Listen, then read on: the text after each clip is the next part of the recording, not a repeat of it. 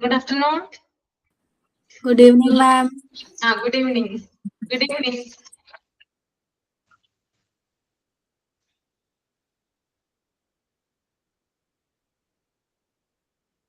Good evening, all of you. കുറച്ച് പേരല്ലേ അല്ലേ?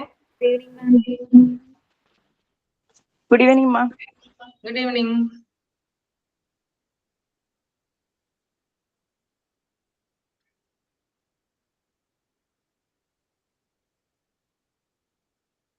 ഓക്കെ, നമുക്ക് സ്റ്റാർട്ട് ചെയ്യാം അല്ലേ? എല്ലായിടത്തും മഴയല്ലേ? മഴ പെയ്യുന്നുണ്ടോ? ഉണ്ട് മാം, നല്ല മഴ. നല്ല മഴയാണല്ലേ? തോർന്നിട്ടില്ല. ഇവിടൊക്കെ വെള്ളപ്പൊക്കമായി. ഞാൻ വെള്ളം നീന്തിയ വന്നേ. അരപ്പൊക്കം വെള്ളമായിരുന്നു. അതെ, വന്നിട്ട് ഡ്രസ്സ് ചേഞ്ച് ചെയ്തു. അത്രയും വെള്ളമായിരുന്നു. അത് ഒരു ഷോർട്ട് കട്ട് ഉണ്ട് ഞാൻ എപ്പോഴും വരുന്നത്. നമ്മുടെ മെയിൻ റോഡ് ആണെങ്കിൽ കുറച്ചുകൂടി 10 മിനിറ്റ് കൂടുതൽ നീളം ഇവിടെ എത്താം, ഓഫീസിലെത്താൻ. അപ്പൊ ഷോർട്ട് കട്ട് പറയുകയായിരുന്നു വന്നത്. പക്ഷെ നിറച്ച് വെള്ളമായിരുന്നു അവിടെ, അറിഞ്ഞില്ല. 10 മിനിറ്റ് ഇപ്പൊ നീന്തി വന്നല്ലേ? 10 മിനിറ്റ് അല്ല, 15 മിനിറ്റ് കൂടുതലായി. നീന്താനായിട്ട് സമയം എടുക്കുമല്ലോ. നീന്തിയിട്ട് എത്തുന്നില്ല. കാലൊക്കെ കട്ട അഴിച്ചിട്ട് വയ്യായിരുന്നു. ഇത് എന്താണ് എത്താത്തതെന്ന് വിചാരിച്ചു. മുങ്ങിപ്പോന്ന് വിചാരിച്ചു, അത്രയും വെള്ളം. മഴ തുടർന്ന വല്ല വെള്ളം നീം കയറുമല്ലോ മാം. ഭയങ്കര മഴ നിന്നിട്ടില്ല ഇതുവരെ. ഭയങ്കര മഴയാ. പുഴയൊക്കെ നിറഞ്ഞു കഴിഞ്ഞു, മൊത്തം നിറഞ്ഞു കവിഞ്ഞു കിടക്കുക. ഓക്കെ, ഞാൻ 2018 വെള്ളം നീന്തിയിട്ടുണ്ടായിരുന്നില്ല. പ്രളയം വന്ന സമയത്ത് ഹോസ്പിറ്റലിലായിരുന്നു. ആ സമയത്ത് വെള്ളം ഒന്നും കാണാൻ സാധിച്ചില്ല. ഇപ്പൊ നീന്തി, അത് ഇന്ന് അതിന് പകരമായിട്ട് ഇന്ന് നീന്തി വന്നു. ഓക്കെ, അപ്പൊ നമുക്ക് സ്റ്റാർട്ട് ചെയ്യാം അല്ലേ? നമുക്കൊരു പ്രയറോട് കൂടി സ്റ്റാർട്ട് ചെയ്താലോ? പ്രയർ ചെയ്യാൻ റെഡിയാണോ ആരെങ്കിലും?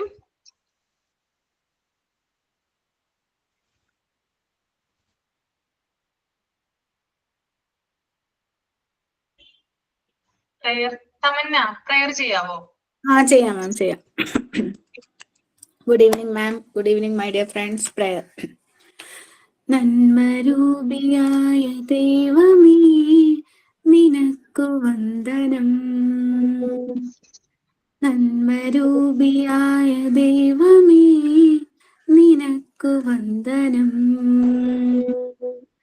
നിന്മനോജ്ഞരൂപമിന്റെ മുന്നിലെന്നും കാണിടും. നിന്മനോജ്ഞരൂപമിന്റെ മുന്നിലെന്നും കാണിടും. നന്മരൂപിയായ ദൈവമേ നിനക്കു വന്ദനം. നന്മരൂപിയായ ദൈവമേ നിനക്കു വന്ദനം. ബുദ്ധിയും വിശുദ്ധിയും സ്വഭാവശുദ്ധിയും സദാ. ബുദ്ധിയും വിശുദ്ധിയും സ്വഭാവശുദ്ധിയും സദാ. ഭക്തിയും വിവേകവും തരേണമേ ദയാനിധി. ഭക്തിയും വിവേകവും തരേണമേ ദയാനിധി. നന്മരൂപിയായ ദൈവമേ നിനക്കു വന്ദനം. നന്മരൂപിയായ ദൈവമേ നിനക്കു വന്ദനം. Thank you. Okay, nice. അപ്പൊ നമുക്ക് സ്റ്റാർട്ട് ചെയ്യാം അല്ലേ? ഞാൻ പറഞ്ഞിട്ടുണ്ടായിരുന്നു കഴിഞ്ഞ ക്ലാസ്സില് നമ്മള് പുതിയൊരു ചാപ്റ്റർ ആണ് തുടങ്ങുന്നത്. യൂണിറ്റ് 6 സ്കൂൾ ഇൻസ്പെക്ഷൻ ആണ് കേട്ടോ. ഓക്കെ, അപ്പൊ നമ്മൾ ആദ്യം എന്ത് ചെയ്യാം? ആ ഇൻട്രൊഡക്ഷൻ ഒന്ന് നല്ല രീതിയിൽ ഒന്ന് വായിച്ച് മനസ്സിലാക്കുക, മൈൻഡിൽ റീഡ് ചെയ്യുക. ഒരു 5 മിനിറ്റ് എടുത്തിട്ട് സാവധാനം വായിച്ച് മനസ്സിലാക്കിയാൽ മതി. വായിച്ചതിന് ശേഷം തമ്പ് ചെയ്യുക കേട്ടോ. ഓക്കെ? Okay ma'am.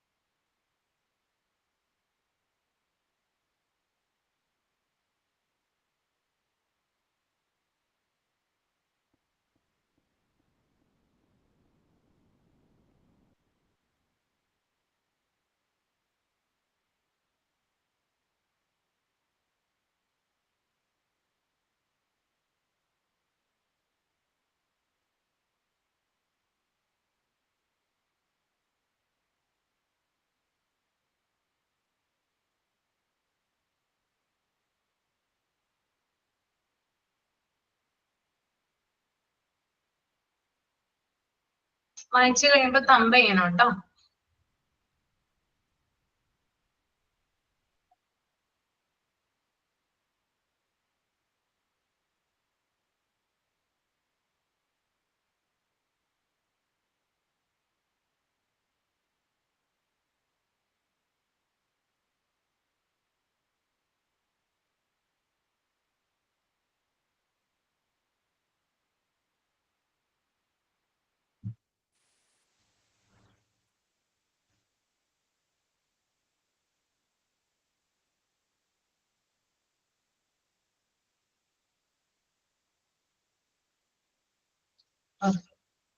ഡേയ്സിൽ വായിച്ചു കഴിഞ്ഞോ? വായിച്ചു കഴിഞ്ഞു മാം. മനസ്സിലായോ വായിച്ചിട്ട് എന്തെങ്കിലും? ആ കുറച്ചൊക്കെ മനസ്സിലായി. ഫുള്ള് ചില വാക്കിന്റെ ഒന്നും അർത്ഥം അറിയില്ല. ആ. കുറച്ചൊക്കെ മനസ്സിലായി. ഓക്കെ. അപ്പോ എന്താണെന്നൊന്ന് പറയാമോ? എക്സ്പ്ലെയിൻ ചെയ്യാമോ?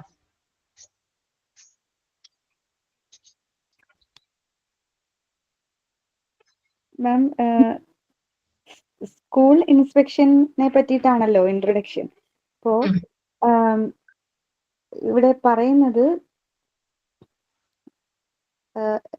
ഫസ്റ്റ് പറയുന്ന സ്കൂളിലെ ഓൺഗോയിങ് കണ്ടീഷൻ അത് നോക്കുന്നതിനും പിന്നെ സ്റ്റുഡൻസിനെ എക്സാമിൻ ചെയ്യുന്നതിന് അവരെ ഗവേൺ ചെയ്യുന്നതിനും വേണ്ടിയിട്ടാണ് ഈ സ്കൂൾ ഇൻസ്പെക്ഷൻ സ്റ്റാർട്ടിങ്ങിൽ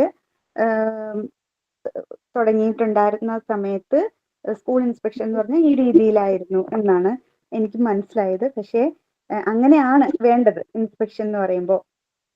സ്കൂൾ എങ്ങനെ പ്രവർത്തിക്കുന്നു, കുട്ടികളുടെ കാര്യങ്ങൾ എല്ലാം നോക്കുന്നത് ഒക്കെ. പക്ഷെ ഇൻഫാക്റ്റ് പിന്നെ ഫസ്റ്റ് തുടങ്ങിയ സമയത്ത് അങ്ങനെയൊന്നും ആയിരുന്നില്ല. ഭയങ്കര ഒരു സ്ട്രിക്റ്റ് ആയിട്ടുള്ള ഒരു ഡെമോക്രാറ്റിക് വേ അല്ലായിരുന്നു, സ്ട്രിക്റ്റ് ആയിട്ടുള്ള രീതിയിലായിരുന്നു എന്നാണ് മനസ്സിലായേക്കുന്നത്.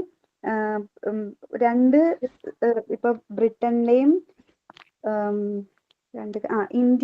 ഇന്ത്യയും ബ്രിട്ടനും തമ്മിലുള്ള ഒരു കമ്പാരിസൺ അവിടെ കാണിക്കുന്നുണ്ട്. അതായത് ഇൻസ്പെക്ടർ സ്കൂള് ഇൻസ്പെക്ട് ചെയ്യുന്ന ആ ഫംഗ്ഷൻ, മെയിൻ ഫംഗ്ഷനെ പറ്റിയിട്ട് ഒരു സ്പെഷ്യലിസ്റ്റ് അവിടേക്ക് വിടുന്ന, ഇൻസ്പെക്ഷന് വേണ്ടിയിട്ട് വിടുന്ന സ്പെഷ്യലിസ്റ്റിനെ പറ്റിയിട്ട് അവരുടെ നോളജും അവരുടെ എക്സ്പീരിയൻസും വെച്ചിട്ടാണ് സ്കൂൾ ഇൻസ്പെക്ഷൻ നടത്തിയിരുന്നത് എന്നുള്ളത്. പിന്നെ എന്തായിട്ടത് മനസ്സിലായിട്ടില്ല എന്നാലും പറഞ്ഞോളൂ, കുഴപ്പമില്ല, ഞാൻ എല്ലാവരും കൂടെ പറയിപ്പിക്കുന്നുണ്ട്, പറഞ്ഞോളൂ. പിന്നെ ഇവരുടെ പിന്നീട് അതിനെ പറ്റിയിട്ട് കൂടുതൽ എന്താ പറയുന്നേ, ഒരു ഡെമോക്രാറ്റിക് വേയിലേക്ക് തന്നെ ഇത് വന്നു എന്നുള്ളതാ. ഇപ്പം ശരിക്കും പറഞ്ഞ ഒരു ഡെമോക്രാറ്റിക് വേയിൽ തന്നെ, കൂടുതൽ ഭയങ്കര സ്ട്രിക്റ്റ് ആയിട്ടൊന്നും അല്ലാതെ. ഇപ്പൊ നേരത്തെയൊക്കെ സ്കൂൾ ഇൻസ്പെക്ഷൻ എന്ന് പറയുമ്പം എല്ലാവർക്കും ഒരു പേടിയും കാര്യങ്ങളും ഒക്കെ ആയിരുന്നു. ഇൻസ്പെക്ടേഴ്സ് വരുമ്പോൾ പൊതുവെ സ്കൂളുകാർക്കും എല്ലാവർക്കും ഒരു പേടിയും കാര്യങ്ങളും ഒക്കെ ആയിരുന്നു. ഇപ്പൊ അങ്ങനെയല്ല, ശരിക്കും അവർ സൂപ്പർവൈസ് ചെയ്യുക, ഉള്ള എന്തൊക്കെ പോരായ്മകളാണ് വന്നിരിക്കുന്നത്, ക്ലാസ് റൂം മാനേജ്മെന്റും കുട്ടികളൊക്കെ എങ്ങനെ പഠിക്കുന്നുണ്ടോ എല്ലാ കാര്യങ്ങളും, അവരുടെ എല്ലാ കാര്യങ്ങളും നോക്കുക, ടീച്ചേഴ്സിന്റെ കാര്യങ്ങളും എല്ലാം, സ്കൂളിന്റെ എല്ലാ പ്രവർത്തനങ്ങളും നോക്കുകയും എല്ലാ കാര്യങ്ങളും അതിൽ ഉൾപ്പെട്ടുകൊണ്ടാണ് ഇപ്പോഴത്തെ ഒരു ഇൻസ്പെക്ഷൻ രീതി, ഇപ്പോഴത്തേത് ആ രീതിയിലാണ് നടത്തുന്നതെന്നാണ് മനസ്സിലാക്കിയേക്കുന്നത്. ഓരോ സെന്റൻസ് വെച്ച് പറയുകയാണെങ്കിൽ അതെനിക്ക് അറിയില്ല, ഒത്തിരി മനസ്സിലായ കാര്യം മാത്രം പറഞ്ഞാൽ മതി. ഇത്രയാണ് മനസ്സിലായത് അല്ലേ? പെട്ടെന്ന് കിട്ടുന്നില്ല, കുറെ വായിച്ച സമയത്ത് മനസ്സിലേക്ക് വന്നിരുന്നു, പക്ഷെ പെട്ടെന്ന് മാം ചോദിച്ചപ്പോ അത് സാരില്ല, അത് കുഴപ്പമില്ല, യാതൊരു പ്രശ്നമില്ല, അറിയാവുന്നത് മാത്രം പറഞ്ഞാൽ മതി കേട്ടോ. Okay, thank you. Okay, thank you. ഷമീമക്ക് വായിച്ചിട്ട് എന്താ മനസ്സിലായത്? സ്കൂൾ ഇൻസ്പെക്ഷന്റെ ഇൻട്രൊഡക്ഷൻ. ഇപ്പൊ ഡേയ്സി പറഞ്ഞുകൊണ്ട് തന്നെ പറഞ്ഞാൽ മതിയല്ലോ അല്ലേ? മതി. എന്തെങ്കിലും അഡീഷണൽ ആയിട്ട് അത് പറയാം കേട്ടോ. ഡേയ്സിന് പറയാത്ത എന്തെങ്കിലും കാര്യങ്ങൾ ഉണ്ടെങ്കിൽ അതും കൂടി ഒന്ന് ആഡ് ചെയ്യാം. അതായത് സ്കൂൾ ഇൻസ്പെക്ടർ എന്ന് പറഞ്ഞാൽ നേരത്തെ ഓൺഗോയിങ് കണ്ടീഷൻസും എക്സാമിനെ ഒക്കെ എങ്ങനെയാണ് കൊണ്ടുപോകുന്നതെന്നൊക്കെ പറയുന്നതായിരുന്നു. പിന്നെ അതൊരു നൂറ്റാണ്ടുകളായിട്ട് തുറന്നുകൊണ്ടിരിക്കുന്ന ഒരു സിറ്റുവേഷൻ തന്നെയാണ് അത്. പക്ഷേ അതിന് കുറച്ചുകൂടെ പ്രോഗ്രസ് വേണം എന്നൊക്കെ ചിന്തിച്ചു തുടങ്ങിയപ്പോൾ അബോട്ട് ആൻഡ് വുഡ് എന്ന് പറഞ്ഞ 2 പേര് ബ്രിട്ടീഷ് ഗവൺമെന്റ് അവര് ഇന്ത്യയിൽ വരികയും അവരതിനെക്കുറിച്ച് കുറച്ചുകൂടെ പഠിക്കാനായിട്ട് തുടങ്ങി. അപ്പൊ ഭയങ്കര ഇന്ത്യയിലെയും ബ്രിട്ടനിലെയും തമ്മിലുള്ള വ്യത്യാസം അവർക്ക് മനസ്സിലായി.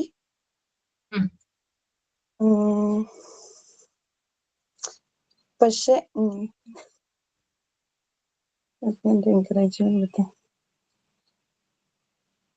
ഈ ഫങ്ഷനിങ് പക്ഷേ മെയിൻ ആയിട്ടുള്ള ഒരു ഫങ്ഷൻ എന്ന് പറഞ്ഞാല് ഇൻസ്പെക്ഷൻ ചെയ്യുക തന്നെയാണ്. അതായത് ഓൺഗോയിങ് കണ്ടീഷൻസും എക്സാമിനേഷൻ കൺസൾട്ട് ചെയ്ത് അങ്ങനെ തന്നെയായിരുന്നു. പക്ഷെ ആദ്യത്തെ പാരഗ്രാഫിലല്ലേ മിസ്? അതെ, ഓവറോൾ ഒരു ഡീറ്റെയിൽസ് പറഞ്ഞാൽ മതി. എല്ലാരും എക്സ്പ്ലെയിൻ ചെയ്ത് പറയണമെന്നില്ല, മനസ്സിലായ കാര്യം മാത്രം പറഞ്ഞാൽ മതി കേട്ടോ. ഓക്കെ. പക്ഷെ ഇംഗ്ലണ്ട് അത് കഴിഞ്ഞതിന് ശേഷം ഇംഗ്ലണ്ടിൽ കുറച്ച് മാറ്റങ്ങളൊക്കെ വന്നു. പക്ഷെ ഇന്ത്യയിൽ അതിന് വ്യത്യാസം ഒന്നും വന്നില്ല എന്നാണ് 2ാമത്തെ പാരഗ്രാഫിൽ നിന്ന് എനിക്ക് മനസ്സിലായത്.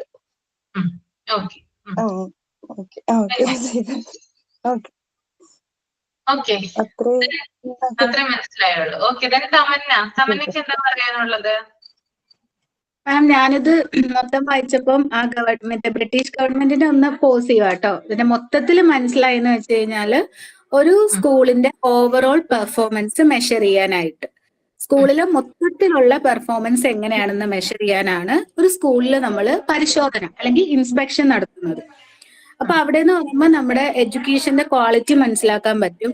അതേപോലെ ക്ലാസ് റൂം വിസിറ്റ് ചെയ്ത് അവിടെ നിന്ന് കിട്ടുന്ന കാര്യങ്ങൾ, സ്റ്റുഡൻസിന്റെ ആയിരുന്നാലും ടീച്ചറിന്റെ ആയിരുന്നാലും ഫീഡ്ബാക്ക് എടുത്ത് എന്താ പറയുന്നത്, ഇതെല്ലാം കൊണ്ട് ആ സ്കൂളിൽ ഇനി എന്തെങ്കിലും മാറ്റങ്ങൾ വരുത്തണം, ഒരു എൻകറേജ്മെന്റിലൂടെ ഒരു പ്രോപ്പർ ഗൈഡൻസിലൂടെ അവരത് ഈ സൂപ്പർവൈസേഴ്സ് നമുക്ക് പ്രൊവൈഡ് ചെയ്യും. അതായത് നമ്മുടെ സ്കൂളിന്റെ ആകെ മൊത്തത്തിലുള്ള ഓപ്പറേഷൻസിന് അവർ ക്രിറ്റിക്കലി സൂക്ഷ്മ പരിശോധന നടത്തി, അതായത് ഒരു എക്സ്റ്റേണൽ ബോഡിയാണ് ഈ സൂപ്പർവൈസേഴ്സ് എന്ന് പറയുന്നത്, പുറത്തുനിന്ന് വരുന്ന ആൾക്കാരാണല്ലോ. അപ്പൊ അവര് നമ്മുടെ ഇപ്പോ ആസ് എ ടീച്ചർ നമ്മുടെ പഠിപ്പിക്കലൊക്കെ, നമ്മുടെ ടീച്ചിങ് മെത്തേഡ്സ് ഒക്കെ കറക്റ്റ് ആണോ, ഒരു ക്ലാസ് റൂം ഒബ്സർവേഷൻസ് ഒക്കെ നടത്തും. ക്ലാസ്സിന്റെ ഉള്ളിൽ വന്നിരുന്ന് ചെക്ക് ചെയ്യും, നമ്മൾ പഠിപ്പിക്കുന്ന കുട്ടികൾക്ക് മനസ്സിലാവുന്നുണ്ടോ, കുട്ടികളുടെ ഫീഡ്ബാക്ക് എങ്ങനെയുണ്ട്, കുട്ടികളോട് പേഴ്സണലി സംസാരിച്ച് നോക്കും. മെയിനായിട്ട് അവർ എയിം ചെയ്യുന്നത് നമ്മുടെ എഡ്യൂക്കേഷണൽ ക്വാളിറ്റിയും അത് എത്രത്തോളം കുട്ടികൾക്ക് ഇഫക്റ്റീവ് ആണെന്നുള്ളതാണ്. അപ്പോ ഇത്രയാണ് ഒരു എഡ്യൂക്കേഷണൽ സൂപ്പർവിഷനിൽ മനസ്സിലായത്. പിന്നെ ഈ ബ്രിട്ടീഷ് ഗവൺമെന്റ്, അത് ഞാൻ നോക്കിയപ്പോ ഒരു കൺഫ്യൂഷൻ ഉണ്ടായിരുന്നു. അതായത് 1936 എബോട്ടും വുഡ് എന്ന് പറയുന്ന 2 ആൾക്കാര് എഡ്യൂക്കേഷനെ കുറിച്ച് ഒരു ഒബ്സർവേഷൻ, ഒരു നിരീക്ഷണം നടത്തിയത് പ്രകാരം അവർ കണ്ടുപിടിച്ചതെന്ന് വെച്ചാല് ഇന്ത്യയിലെയും ബ്രിട്ടനിലെയും ഇൻസ്പെക്ടേഴ്സ്, ഈ പരിശോധന നടത്താൻ വരുന്ന ആൾക്കാർ, അവരുടെ ഇതിലുള്ള 2 വ്യത്യാസങ്ങളാണ് അവർ പറഞ്ഞിരിക്കുന്നത്. ഇപ്പോൾ 2 സ്പെഷ്യലിസ്റ്റും പറഞ്ഞ പ്രകാരം main function of an inspector is to inspect schools, അതായത് ഒരു സ്കൂള് പരിശോധിക്കുക എന്ന് തന്നെയാണ് ഒരു ഇൻസ്പെക്ടറിന്റെ പ്രധാന ജോലി എന്ന് പറയുന്നത്. അത് ആ ഒരു ജോലി ഇൻസ്പെക്ടർ ചെയ്യേണ്ടത് വളരെ സിമ്പതിയോടുകൂടിയും അതേപോലെ ഡെക്സ്റ്റീരിറ്റി, ഞാൻ ഗൂഗിൾ ചെയ്തതാണ് കേട്ടോ, സ്കിൽസോട് കൂടിയും, അതായത് അത് വിദഗ്ധമായി എന്താണ് ഒരു സ്കൂള് എങ്ങനെയായിരിക്കണം അത് ഓർഗനൈസ് ചെയ്യേണ്ടത്, അത് പഠിച്ച രീതിയിൽ തന്നെ. അപ്പൊ ആ ഒരു സിമ്പതി, സ്കിൽസ്, അതേപോലെ അദ്ദേഹത്തിന്റെ അറിവ് പ്രകാരം അദ്ദേഹത്തിന്റെ അനുഭവം ഷെയർ ചെയ്തുകൊണ്ടായിരിക്കണം ആ ഒരു സ്കൂള് എന്ത് ചെയ്യുക, ഇൻസ്പെക്ട് ചെയ്യുക, പരിശോധിക്കുക. പിന്നെ ഈ ഒരു സജഷൻ പ്രകാരം, നിർദ്ദേശപ്രകാരം inspector was entrusted with the function of providing advice and encouragement. ആ സ്കൂളിൽ എന്തെങ്കിലും നിർദ്ദേശങ്ങൾ കൊടുക്കാനോ അതേപോലെ എൻകറേജ്മെന്റ്, എന്താ പറയുന്നത്, പുതിയ പുതിയ കാര്യങ്ങൾ, മോട്ടിവേഷനോ ഒരു കറേജ് കൊടുക്കാനൊക്കെ അവർക്ക് കഴിയണം എന്നുള്ളൊരു ഇതാണ്. പിന്നെ ലാസ്റ്റ് പോർഷനിലും ടീച്ചറിനെയാണ്, ഒരു ടീച്ചർ സെന്റേർഡ് ഇൻസ്പെക്ഷൻ ആണ്. അതായത് rating and grading of teachers is an extremely subjective manner, exercising whims and caprices to castigate them. Such inspection has nothing to do with the teacher's professional growth or the advancement of teaching learning. മൊത്തത്തിൽ സ്കൂളിങ്ങിന്റെ ഒരു എന്താണ് teacher student relation, ഇതിന് മൊത്തത്തിൽ ഒരു സൂക്ഷ്മ പരിശോധന, ഇതാണ് മാം മനസ്സിലായത്. ഓക്കെ. ഇനി ആർക്കെങ്കിലും പറയാനുണ്ടോ, അഡീഷണൽ ആയിട്ട് പറയാനുണ്ടെങ്കിൽ ഇവിടെ ഷെയർ ചെയ്യാവുന്നതാണ് കേട്ടോ. എന്തെങ്കിലും ഉണ്ടോ? ഇല്ല. ഓക്കെ. അപ്പൊ സ്കൂൾ ഇൻസ്പെക്ഷൻ എന്ന് പറയുന്ന ആ ഒരു പേര് നിങ്ങൾ കേട്ടിട്ടുണ്ടായിരിക്കും അല്ലെ? എപ്പോഴും നമ്മുടെ ചെറുപ്പകാലം തൊട്ടേ അല്ലെങ്കിൽ നമ്മള് ഇപ്പൊ ഈ ഒരു സ്റ്റേജിൽ നിൽക്കുന്നവരെ ചിലപ്പോ കേട്ടിട്ടുണ്ടായിരിക്കും അല്ലെ? പ്രത്യേകിച്ചും എന്താ പറയാ, സ്കൂളിലൊക്കെ വർക്ക് ചെയ്യുന്നവരാണെങ്കിൽ പ്രത്യേകിച്ചും ഈ ഒരു കാര്യം കേൾക്കാതെ ഇരിക്കില്ല അല്ലെ? ചെറുപ്പത്തിൽ നമ്മൾ പഠിച്ചിരുന്നപ്പോഴും ഇങ്ങനെ കേട്ടിട്ടുണ്ടോ? ഇൻസ്പെക്ഷൻ വരുന്നുണ്ട്. അതെ അതെ കേട്ടിട്ടുണ്ട്. അല്ലെ? ഇൻസ്പെക്ഷൻ വരുന്നുണ്ട്. അപ്പൊ എന്തോ ഭയങ്കര എന്താ പറയാ, എന്തോ ഒരു വലിയ സംഭവം കൂട്ടാണ് അല്ലെ നമുക്കത് തോന്നുക. ഇപ്പൊ നമ്മൾ ഭയങ്കരമായിട്ട് ചിലപ്പോ സംസാരിച്ചുകൊണ്ടിരിക്കുന്ന സമയമൊക്കെ ആയിരിക്കും ഇത് ഇൻസ്പെക്ഷൻ വരുന്നുണ്ട് കേട്ടോ എന്ന് ആരെങ്കിലും ഒരാൾ പറഞ്ഞു കഴിഞ്ഞാൽ നമ്മൾ അവിടെ അടങ്ങിയിരിക്കും അല്ലെ? ആ ഒരു കാര്യം ഉണ്ടോ? ഉണ്ടല്ലേ? അതെ. അപ്പൊ ഇൻസ്പെക്ഷൻ എന്ന് പറയുന്നത് എന്തോ ഒരു വലിയൊരു സംഭവമാണ്. പിന്നെ നമ്മൾ സിനിമകളിലൊക്കെ കാണാറുണ്ട് അല്ലെ? ഏതെങ്കിലും ഒരു സിനിമ പറഞ്ഞേ, ഇൻസ്പെക്ഷന്റെ ഏതെങ്കിലും ഒരു സിറ്റുവേഷനുള്ള സിനിമ പറയാവോ? സദാനന്ദന്റെ സമയത്തിന്. സമയം. അതാണ് എനിക്ക് ഓർമ്മ. സദാനന്ദന്റെ സമയത്തില് അല്ലെ? ആ ഒരു ഇതില് വരുന്നുണ്ട്. പിന്നെ തിളക്കം എന്ന് പറയുന്ന സിനിമയില് അതിനകത്ത് അങ്ങനെയായിട്ട് പറയുന്നില്ല, ഒരു മുതിർന്ന ഉദ്യോഗസ്ഥൻ വരുന്നില്ലേ, ഒരു കോമഡി സീൻ ആവുകയും ചെയ്യും. മാണിക്യക്കല്ലിലും വരുന്നുണ്ട് മിസ്സേ, സായികുമാർ വരുവാണ്. സായികുമാർ വരുന്നുണ്ട് അല്ലെ? അപ്പൊ അത്തരത്തിലുള്ള വ്യക്തികൾ അല്ലെങ്കിൽ എന്തോ ഒരു സംഭവമാണ്, വലിയൊരു സംഭവമാണ് അദ്ദേഹത്തെ എന്താ പറയാ, അദ്ദേഹം വരുന്നതൊക്കെ നമ്മൾ കാര്യമാക്കണം, ഗൗനിക്കണം അല്ലെ? ടീച്ചേഴ്സ് ആയാലും സ്റ്റുഡൻസ് ആയാലും ഒക്കെ അടങ്ങിയിരിക്കണം, ഭയങ്കര ജാഗ്രതയോടെ വേണം അദ്ദേഹത്തെ സ്വീകരിക്കാനായിട്ട്. അപ്പൊ അത്രയും പ്രധാനപ്പെട്ട വ്യക്തിയാണ് എന്ത്, ഈ ഇൻസ്പെക്ടർ എന്ന് പറയുന്നത്. അപ്പൊ ഈ ഒരു ചാപ്റ്ററിൽ ആ സ്കൂൾ ഇൻസ്പെക്ഷനെ കുറിച്ചിട്ടാണ് പറയുന്നത്. സ്കൂൾ ഇൻസ്പെക്ഷൻ എന്ന് പറയുന്നത് അതിന്റെ ആശയം എങ്ങനെയാണ്, ആ സ്കൂൾ ഇൻസ്പെക്ഷൻ എന്ന് പറയുന്ന ആ ഒരു വേർഡ് അല്ലെങ്കിൽ ആ ഒരു ആശയം രൂപപ്പെട്ടത് എങ്ങനെയാണ്, അതിന്റെ തുടക്കം എങ്ങനെയാണ്, ബ്രിട്ടീഷ് ഭരണകാലത്ത് ഇത് എങ്ങനെയായിരുന്നു, നമ്മളിപ്പോ കാണുന്ന ആ ഒരു സ്കൂൾ ഇൻസ്പെക്ഷൻ എന്ന് പറയുന്നത് പെട്ടെന്ന് പൊട്ടിമുളച്ചുണ്ടായതല്ല അല്ലെ? ആണോ? പെട്ടെന്ന് വന്നതാണോ സ്കൂൾ ഇൻസ്പെക്ഷൻ എന്ന് പറയുന്ന ആ ഒരു സംഭവം? പെട്ടെന്നാണോ വന്നത്? അല്ലല്ല, പണ്ട് മുതലേ തന്നെ ഉള്ള ഒരു സിസ്റ്റം ആണ് എന്ത്, ഈ സ്കൂൾ ഇൻസ്പെക്ഷൻ എന്ന് പറയുന്നത്. അപ്പോ ഈ ഒരു ആശയം എവിടെ നിന്നാണ് സ്റ്റാർട്ട് ചെയ്തത്, മാത്രമല്ല തുടക്കകാലത്ത് എങ്ങനെയായിരുന്നു ഇത് ഉണ്ടായിരുന്നത്, എങ്ങനെയാണ് ഇതിന്റെ ഒരു എന്താ പറയാ, അതിന്റെ ഒരു നടത്തിപ്പ് എങ്ങനെയാണ്, ഇങ്ങനെയുള്ള കാര്യങ്ങളാണ് പ്രധാനമായിട്ടും ഈ ചാപ്റ്ററിൽ എക്സ്പ്ലെയിൻ ചെയ്യുന്നത്. ഓക്കെ. അപ്പോ എന്തിനു വേണ്ടിയിട്ടാണ് പ്രധാനമായിട്ടും സ്കൂൾ ഇൻസ്പെക്ഷൻ നടത്തുന്നത്? എന്തിനു വേണ്ടിയിട്ടാ? ഒരാള് വരുന്നു, എന്തോ വലിയൊരു സംഭവം വരുന്നു അല്ലെ? ഒരാള് വരുന്നു, ആളെ എല്ലാവരും റെസ്പെക്ട് ചെയ്യുന്നു, ആള് ചില കാര്യങ്ങൾ പരിശോധിക്കുന്നു, ആള് സ്ട്രിക്റ്റ് ആയിരിക്കും അല്ലെ? ചിരിച്ചുകൊണ്ടിരിക്കുന്ന വ്യക്തിയായിരിക്കോ ഇൻസ്പെക്ടർ? അങ്ങനെ കണ്ടിട്ടുണ്ടോ ആരെങ്കിലും? ഇല്ല. ആയിരിക്കും അല്ലെ? എന്തോ ഒരു വലിയ സംഭവമാണ്, എല്ലാവരും അയാളെ പേടിച്ചിരിക്കണം അല്ലെ? അപ്പൊ ആ ഒരു ഇമേജ് ആണ് നമ്മുടെ മുമ്പിൽ ഉള്ളത് അല്ലെ? അപ്പൊ എന്തിനു വേണ്ടിയിട്ടാണ് ഇദ്ദേഹത്തെ നിയമിക്കുന്നത്? എന്താണ് ഇദ്ദേഹത്തിന്റെ ഉദ്ദേശം? ഇയാള് വരുമ്പോ നമ്മ എന്തിനാണ് ഇത്ര പേടിക്കുന്നത്? എന്തുകൊണ്ടായിരിക്കാം? ആൻസർ പറയൂ. എന്താണ് ഇദ്ദേഹത്തിന്റെ ഡ്യൂട്ടി? നടത്തിപ്പിനെ പറ്റിയുള്ള വിശകലനമായിരിക്കും. ഒരാള് പറയൂ. ദിവ്യ പറയൂ. സ്കൂളിന്റെ നടത്തിപ്പ് എങ്ങനെയാന്നുള്ള ഒരു പരിശോധന നടത്താനായിരിക്കും മുഖ്യമായിട്ടും ആളെത്തുന്നുണ്ടായിരിക്കുക. അത് ടീച്ചേഴ്സിനും സ്കൂളിനും കൊടുക്കുന്ന നിർദ്ദേശപ്രകാരം അത് കുട്ടികളിലേക്ക് എത്തുന്നുണ്ടോ എന്നുള്ളതും അന്വേഷണത്തിന്റെ ഭാഗമായിരിക്കും.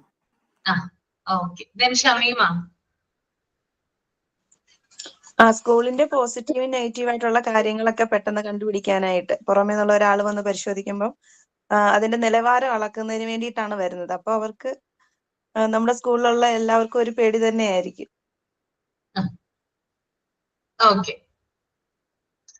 അപ്പൊ സ്കൂളുകളുടെ പ്രവർത്തനങ്ങള് റിപ്പോർട്ട് ചെയ്യാനും വിദ്യാർത്ഥിയുടെ കാര്യങ്ങൾ അല്ലെങ്കിൽ വിദ്യാർത്ഥിയുമായി ബന്ധപ്പെട്ട അവരുടെ പഠന പ്രവർത്തനങ്ങൾ കൺട്രോൾ ചെയ്യാനുമാണ് ഇൻസ്പെക്ടർമാരെ അപ്പോയിന്റ് ചെയ്തിരിക്കുന്നത്. ഓക്കെ. അപ്പൊ രണ്ട് കാര്യങ്ങളാണ് നോട്ട് ചെയ്യുക. സ്കൂളിന്റെ പ്രവർത്തനങ്ങൾ റിപ്പോർട്ട് ചെയ്യാനും സ്കൂളിന്റെ ഓവറോൾ പ്രവർത്തനങ്ങൾ, എല്ലാ തരത്തിലുള്ള പ്രവർത്തനങ്ങളെയും റിപ്പോർട്ട് ചെയ്യുന്നതിനും വിദ്യാർത്ഥികളുടെ എഡ്യൂക്കേഷനുമായി ബന്ധപ്പെട്ട കാര്യങ്ങൾ കൺട്രോൾ ചെയ്യുന്നതിനും വേണ്ടിയിട്ടാണ് സ്കൂൾ ഇൻസ്പെക്ടർമാരെ അപ്പോയിന്റ് ചെയ്യുന്നത്. മനസ്സിലായോ? ക്ലിയർ ആണോ? ക്ലിയർ ആണ് മാം.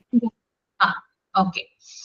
പിന്നെ അതുപോലെ തന്നെ ഈ ഒരു അവസ്ഥ, അതായത് ഈ ഒരു ഇൻസ്പെക്ഷൻ എന്ന് പറയുന്ന ആ ഒരു എന്താ പറയാ, ആ ഒരു മെത്തേഡ് എന്ന് പറയുന്നത് കുറെ കാലങ്ങളായിട്ട് നമ്മൾ ഫോളോ ചെയ്തു വരുന്ന ഒരു സമ്പ്രദായമാണ്. എന്നിരുന്നാലും ബ്രിട്ടീഷ് സർക്കാർ, അതായത് നമുക്കറിയാലോ, അതായത് നമുക്ക് ഇൻഡിപെൻഡൻസ് ലഭിക്കുന്നതിന് മുമ്പ് ആരാണ് നമ്മളെ ഭരിച്ചിരുന്നത്? 1947 ഭരിച്ചിരുന്നത് ബ്രിട്ടീഷുകാരാണ് അല്ലെ. അപ്പൊ ബ്രിട്ടീഷുകാരുടെ കാലത്ത് അവര് പല കാര്യങ്ങളും ചെയ്തിട്ടുണ്ട്. അവരെ നമ്മൾ ഓടിച്ചു, നമ്മളെ കൊള്ളയടിച്ചു എന്നൊക്കെ നമ്മള് പറയുമ്പോൾ കൂടിയും അവര് കുറെ അധികം നല്ല കാര്യങ്ങൾ ചെയ്തിട്ടുണ്ട് അല്ലെ. എന്തൊക്കെയാണ് അവര് ചെയ്ത നല്ല കാര്യങ്ങൾ? എന്തൊക്കെയാ? ഒരു മൊത്തമായിട്ട് ചീത്ത ചെയ്തു എന്ന് നമുക്ക് പറയാനായിട്ട് പറ്റില്ല അല്ലെ. നമ്മളെ കുറെ അധികം കഷ്ടപ്പെടുത്തിയിട്ടുണ്ട്, ഓക്കെ. പക്ഷെ കുറെ അധികം കാര്യങ്ങൾ ഇന്ത്യയിൽ കൊണ്ടുവരാനായിട്ട് ബ്രിട്ടീഷ് സർക്കാരാണ് സഹായിച്ചത്. എന്തൊക്കെ കാര്യങ്ങളാണ്? ഇവിടെ ഇല്ലാത്ത കുറെ അധികം കാര്യങ്ങൾ അവർ കൊണ്ടുവന്നു. അതെന്തൊക്കെയാണെന്ന് പറയാമോ? ചെറിയ ക്ലാസ്സിലൊക്കെ പഠിച്ചിട്ടുണ്ടാവുമല്ലോ നിങ്ങള്.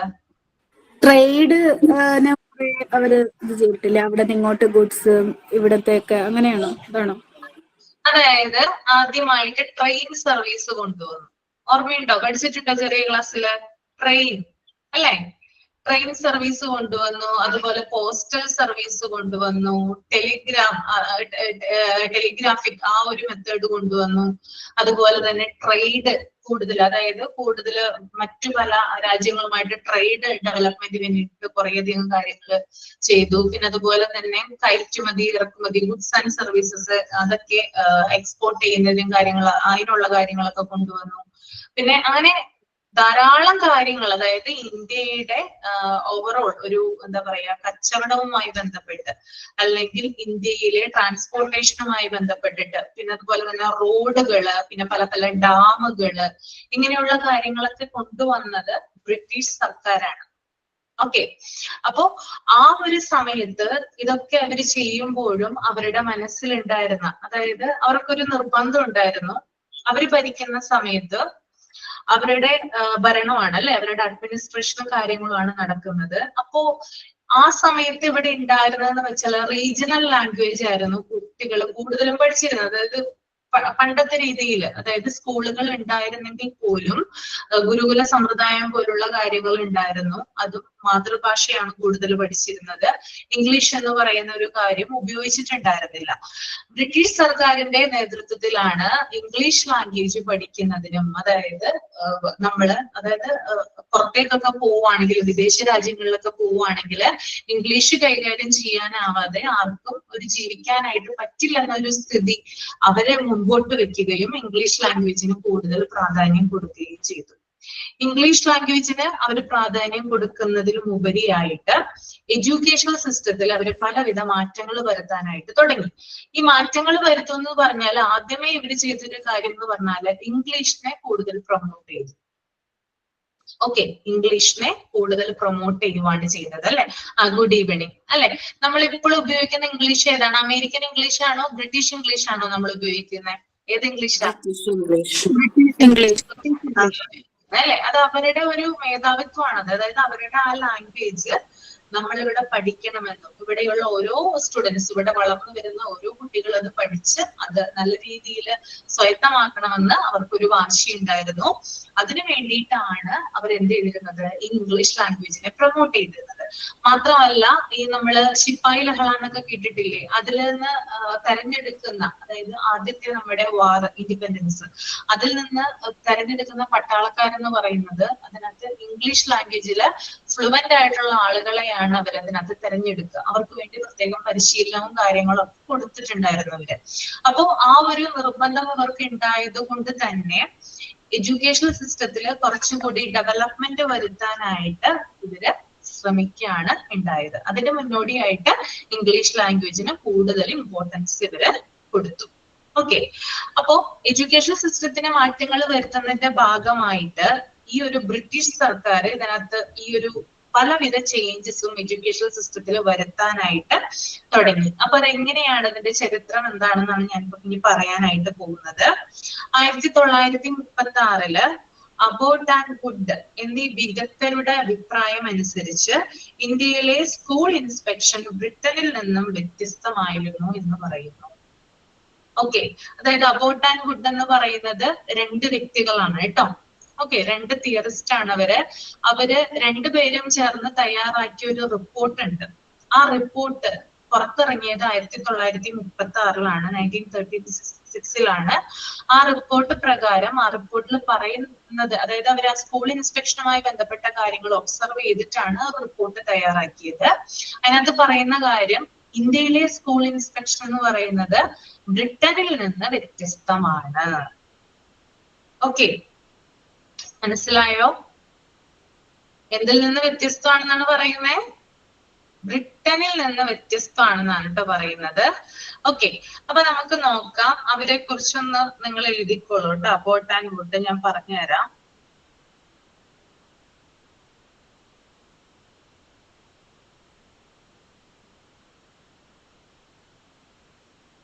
അബോട്ട് ആൻഡ് വുഡ് റിപ്പോർട്ട് 1936 എഴുതുക.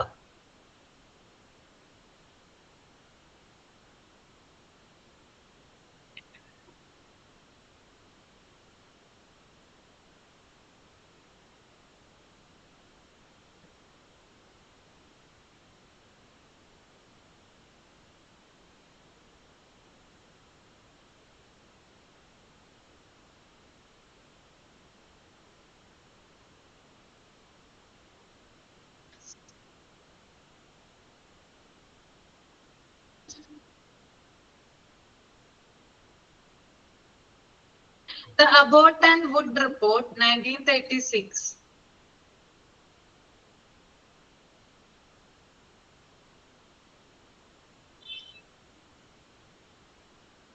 was a significant document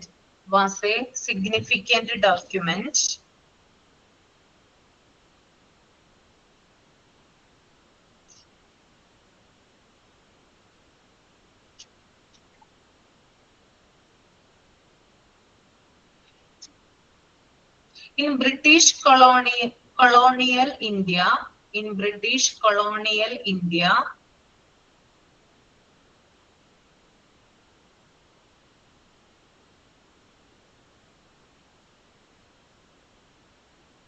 related to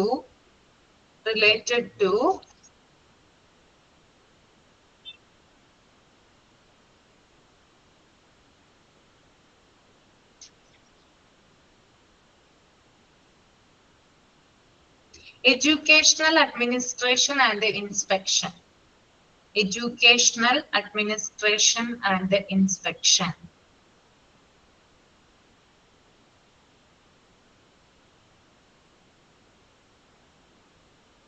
The Abbott and Wood Report 1936 was a significant document in British colonial India related to educational administration and inspection.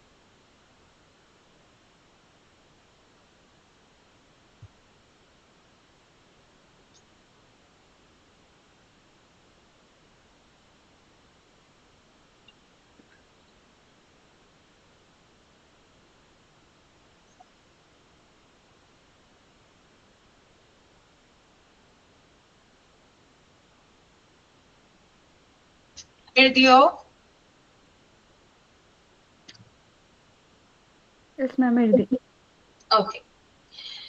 ഇനി അതുപോലെ തന്നെ ഈ റിപ്പോർട്ടിൽ പറയുന്ന മറ്റൊരു പ്രധാന കാര്യം എന്ന് പറഞ്ഞാല്, ഒരു ഇൻസ്പെക്ടറുടെ പ്രധാന ജോലി എന്ന് പറയുന്നത് സ്കൂളുകൾ പരിശോധിക്കലാണ്. ഈ റിപ്പോർട്ടിലാണ് ആദ്യമായിട്ട് അത് പരാമർശിക്കുന്നത് കേട്ടോ. സ്കൂളുകളെ പരിശോധിക്കുന്നതാണ് ഒരു ഇൻസ്പെക്ടറുടെ പ്രധാനപ്പെട്ട ജോലി. അതുപോലെ തന്നെ സ്കൂൾ ഇൻസ്പെക്ടർ തന്റെ അറിവും അതുപോലെ തന്നെ പരിചയവും അടിസ്ഥാനമാക്കി നിർദ്ദേശങ്ങൾ നൽകുകയും ചെയ്യണം. ഓക്കെ, ഇപ്പൊ ഒരു സ്കൂളിൽ ചെന്ന് കഴിഞ്ഞാൽ എന്താ ചെയ്യേണ്ടത്? അദ്ദേഹത്തിന്റെ ഒരു ഇൻസ്പെക്ടറുടെ പ്രധാന ജോലി എന്ന് പറയുന്നത് ആ സ്കൂൾ പരിശോധനയാണ്. അത് മാത്രമല്ല, അദ്ദേഹത്തിന്റെ അറിവ്, അതായത് ഇൻസ്പെക്ടറുടെ നോളജ്, അദ്ദേഹത്തിന്റെ എക്സ്പീരിയൻസ് ഒക്കെ വെച്ചിട്ട് എന്ത് കൊടുക്കണം? സ്കൂളിന് ആവശ്യമായിട്ടുള്ള ഇൻസ്ട്രക്ഷൻസ് കൊടുക്കേണ്ടതുണ്ട്. ഓക്കെ, ക്ലിയർ ആണോ? ഓക്കെ ആണോ? എല്ലാവർക്കും ഓക്കെ അല്ലേ? ആ, ഓക്കെ. പിന്നെ അതുപോലെ തന്നെ യഥാർത്ഥത്തിൽ സ്കൂൾ ഇൻസ്പെക്ടർമാർ സഹായവും പ്രോത്സാഹനവും ഒക്കെയാണ് നൽകേണ്ടതെന്ന് പറയപ്പെടുന്നു. അതായത് ഒരു സ്കൂള് പ്രവർത്തിക്കാൻ ആവശ്യമായിട്ടുള്ള ഹെൽപ്പ് ചെയ്യുക, അതുപോലെ തന്നെ എല്ലാവരെയും പ്രൊമോട്ട് ചെയ്യുക, അതൊക്കെയാണ് സ്കൂൾ ഇൻസ്പെക്ടർമാരുടെ ജോലി എന്ന് പറയുന്നത്.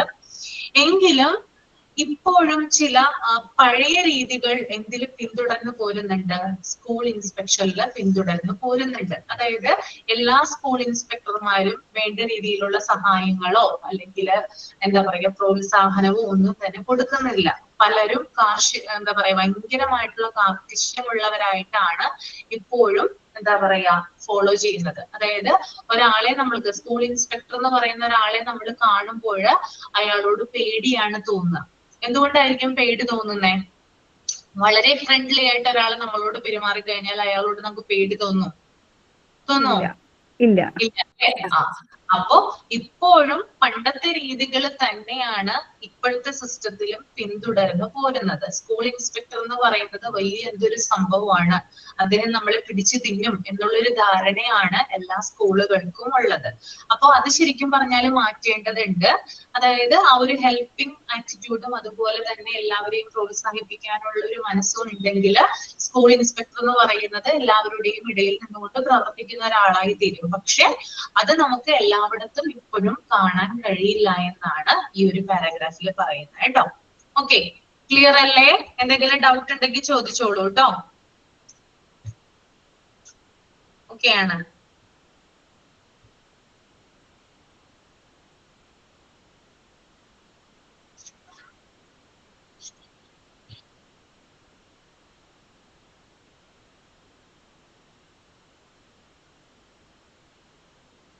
ഓക്കെ, അതുപോലെ തന്നെ അടുത്ത ഇന്ത്യയിലേക്ക് വരുമ്പോൾ വേറൊരു കാര്യം പറയാം. അതായത് ഇന്ത്യയിൽ സ്കൂൾ ഇൻസ്പെക്ഷൻ എന്ന് പറയുന്ന ആശയം 1854 അതായത് 1854 വുഡ്സ് ഡിസ്പാച്ച് പ്രകാരം രൂപം കൊണ്ടതാണ്.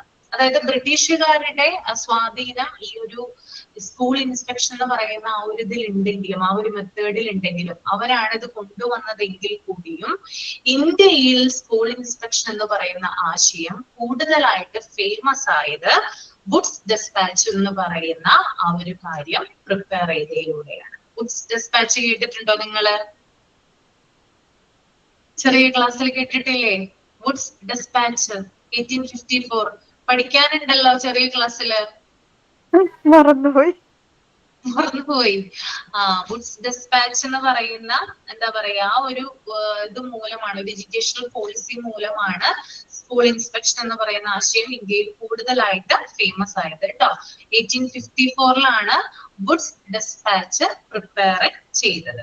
ഓക്കെ, അപ്പൊ വുഡ്സ് ഡിസ്പാച്ചിന്റെ ഭാഗമായിട്ട് സ്വകാര്യ മേഖലയെ വിദ്യാഭ്യാസ രംഗത്ത് ഉൾപ്പെടുത്തുകയുണ്ടായി. അതായത് മുമ്പ് സർക്കാരിന്റെ അധീനതയിലാണ് കൂടുതൽ സ്കൂളുകൾ സ്ഥാപിക്കപ്പെട്ടതെങ്കിൽ പിന്നീട് പ്രൈവറ്റ് സെക്ടേഴ്സ് അതായത് സ്വകാര്യ മേഖലയിലുള്ള വ്യക്തികളെ കൂടി സ്കൂളിൽ സ്ഥാപിക്കാനായിട്ട് ക്ഷണിക്കുകയും അതുമൂലം പ്രൈവറ്റ് ഇൻസ്റ്റിറ്റ്യൂഷൻ അഥവാ പ്രൈവറ്റ് കോളേജസ്, പ്രൈവറ്റ് സ്കൂളുകൾ ഇന്ത്യയിൽ ഉടലെടുക്കുകയുണ്ടായി. ഇപ്പൊ ക്ലിയർ ആയോ? എപ്പോഴാണ് പ്രൈവറ്റ് സ്കൂളൊക്കെ വന്നു തുടങ്ങിയത്? ഏത് സമയത്താ?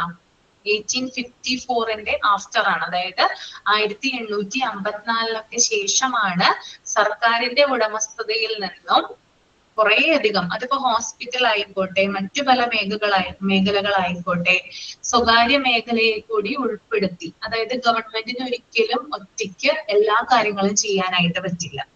മറ്റുള്ളവരുടെ കൂടി ഷെയർ ഉണ്ടെങ്കിൽ മാത്രമാണ് ഗവൺമെന്റിന് മുന്നോട്ട് പോകാനായിട്ട് സാധിക്കുക.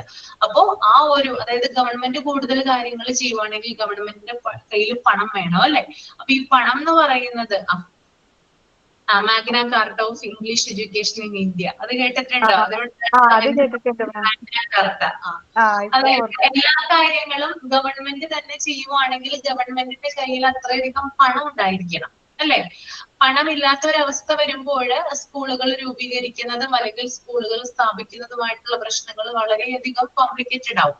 അപ്പൊ എന്ത് ചെയ്യും ഗവൺമെന്റ്? സ്വകാര്യ മേഖലയിലുള്ള ആളുകളെ കൂടി ക്ഷണിക്കും. അപ്പൊ നമ്മൾ കാണാറുണ്ട് അല്ലെ, നിങ്ങൾ ന്യൂസിലൊക്കെ കാണാറില്ലേ? അതായത് ഈ ഒരു പൊതുമേഖലാ സ്ഥാപനം സ്വകാര്യവൽക്കരിച്ചു, കണ്ടിട്ടില്ലേ? അപ്പൊ അത്തരത്തില് ആ എഡ്യൂക്കേഷണൽ സിസ്റ്റത്തിൽ നിന്നുകൊണ്ട് അല്ലെങ്കിൽ ഗവൺമെന്റിന് മാത്രമായിട്ട് സ്കൂളുകൾ മുന്നോട്ട് കൊണ്ടുപോകാൻ സാധിക്കില്ല. ആ ഒരു സന്ദർഭം വരുന്ന സമയത്ത് അല്ലെങ്കിൽ വന്ന സമയത്ത് കൂടുതലായിട്ട് സ്വകാര്യ മേഖലയിലുള്ള അതായത് പേഴ്സണൽ ആയിട്ടുള്ള അതായത് ഇൻഡിവിജ്വൽ അതായത് ഒറ്റയ്ക്ക് നിൽക്കുന്ന ആളുകള് അതുപോലെ തന്നെ പാർട്ട്ണർഷിപ്പ് ബേസിലൊക്കെ എന്താണ് കുറേയധികം സ്കൂളുകൾ സ്ഥാപിക്കാനൊക്കെ തുടങ്ങി. ഓക്കെ, അത് വുഡ്സ് ഡിസ്പാച്ചിന് ശേഷമാണ്. ഓക്കെ, അപ്പോ ഈ ഒരു വുഡ്സ് ഡിസ്പാച്ച് എന്ന് പറയുന്ന ഒരു സംഭവം ക്രിയേറ്റ് ചെയ്തത്, പ്രിപ്പയർ ചെയ്തിരിക്കുന്നത് ചാൾസ് വുഡ് ആണ് കേട്ടോ. ചാൾസ് വുഡ് കേട്ടിട്ടുണ്ടോ നിങ്ങള്? ചാൾസ് വുഡ് ഇല്ല. മോളിലത്തെ ഈ അബോട്ട് ആൻഡ് വുഡിന്റെ അതേ ആള് തന്നെയല്ലേ ഈ വുഡ് എന്ന് പറയുന്നത്? വേറെയാണ് അബോട്ട് ആൻഡ് വുഡ് വേറെയാണ് കേട്ടോ. ഓക്കെ വേറെയാണ്, രണ്ടും ബ്രിട്ടീഷുകാരാണ്. ഓക്കെ, രണ്ടുപേരും ബ്രിട്ടീഷുകാരാണ്. അബോട്ട് ആൻഡ് വുഡ് 1936 ആ ഒരു സ്കൂൾ ഇൻസ്പെക്ഷനെ കുറിച്ച് റിപ്പോർട്ട് തയ്യാറാക്കിയത്. എന്നാൽ ഇന്ത്യയിൽ, അതായത് ഇന്ത്യയുടെ എഡ്യൂക്കേഷനുമായി ബന്ധപ്പെട്ടിട്ടുള്ള പ്രധാനപ്പെട്ട കാര്യങ്ങൾ വിവരിച്ചുകൊണ്ടുള്ള ഒരു മാർഗരേഖ തയ്യാറാക്കിയത് ചാൾസ് വുഡ് ആണ്. അതാണ് Woods dispatch. Okay okay okay, അപ്പൊ അതൊന്ന് എഴുതിക്കോളൂ കേട്ടോ. Woods dispatch 1854.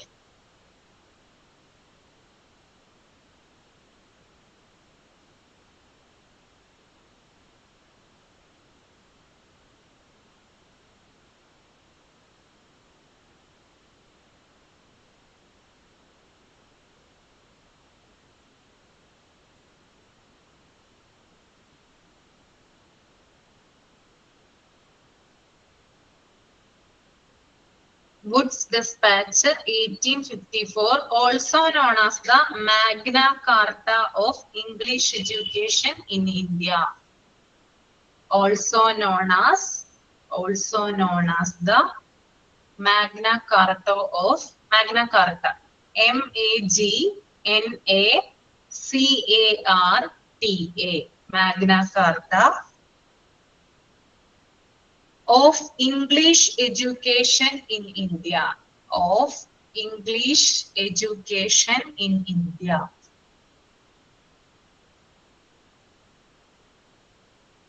നോട്ട് പറയാണോ? അതെ അതെ, വുഡ്സ് ഡിസ്പാച്ചിനെ കുറിച്ച് പറഞ്ഞതാ. അയ്യോ, ഒന്ന് കഴിഞ്ഞായിരുന്നോ? എന്റെ കട്ടായി പോയി ക്ലാസ്. ഇല്ല കഴിഞ്ഞിട്ടില്ല, എഴുതിക്കോളൂ കേട്ടോ. വുഡ്സ് ഡിസ്പാച്ച് 1854 നമ്മുടെ PDF കൊടുത്തിട്ടുണ്ട്. ഡീറ്റെയിൽ കൊടുത്തിട്ടില്ല, ജസ്റ്റ് പേര് മാത്രം മെൻഷൻ ചെയ്തിട്ടുള്ള അതിനകത്ത്. Woods dispatch 1854, also known as the Magna Carta of English Education in India. Also known as the Magna Carta of English Education in India.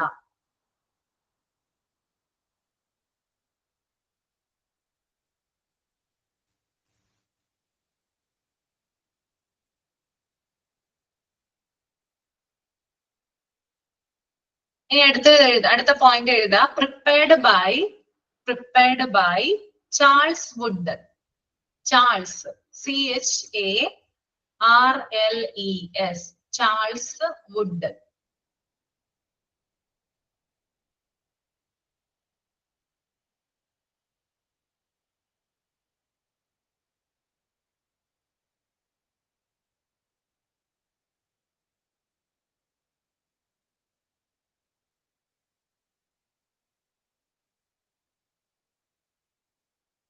Then ഇതിന്റെ purpose എഴുതാ കേട്ടോ. എന്താണ് വുഡ്സ് ഡിസ്പാച്ചിന്റെ പർപ്പസ് എന്ന് എഴുതാം. Purpose: to introduce a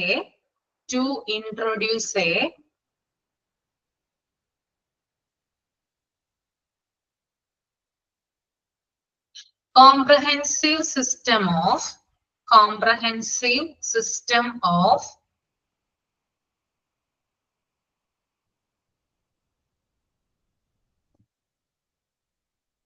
education, comprehensive system of education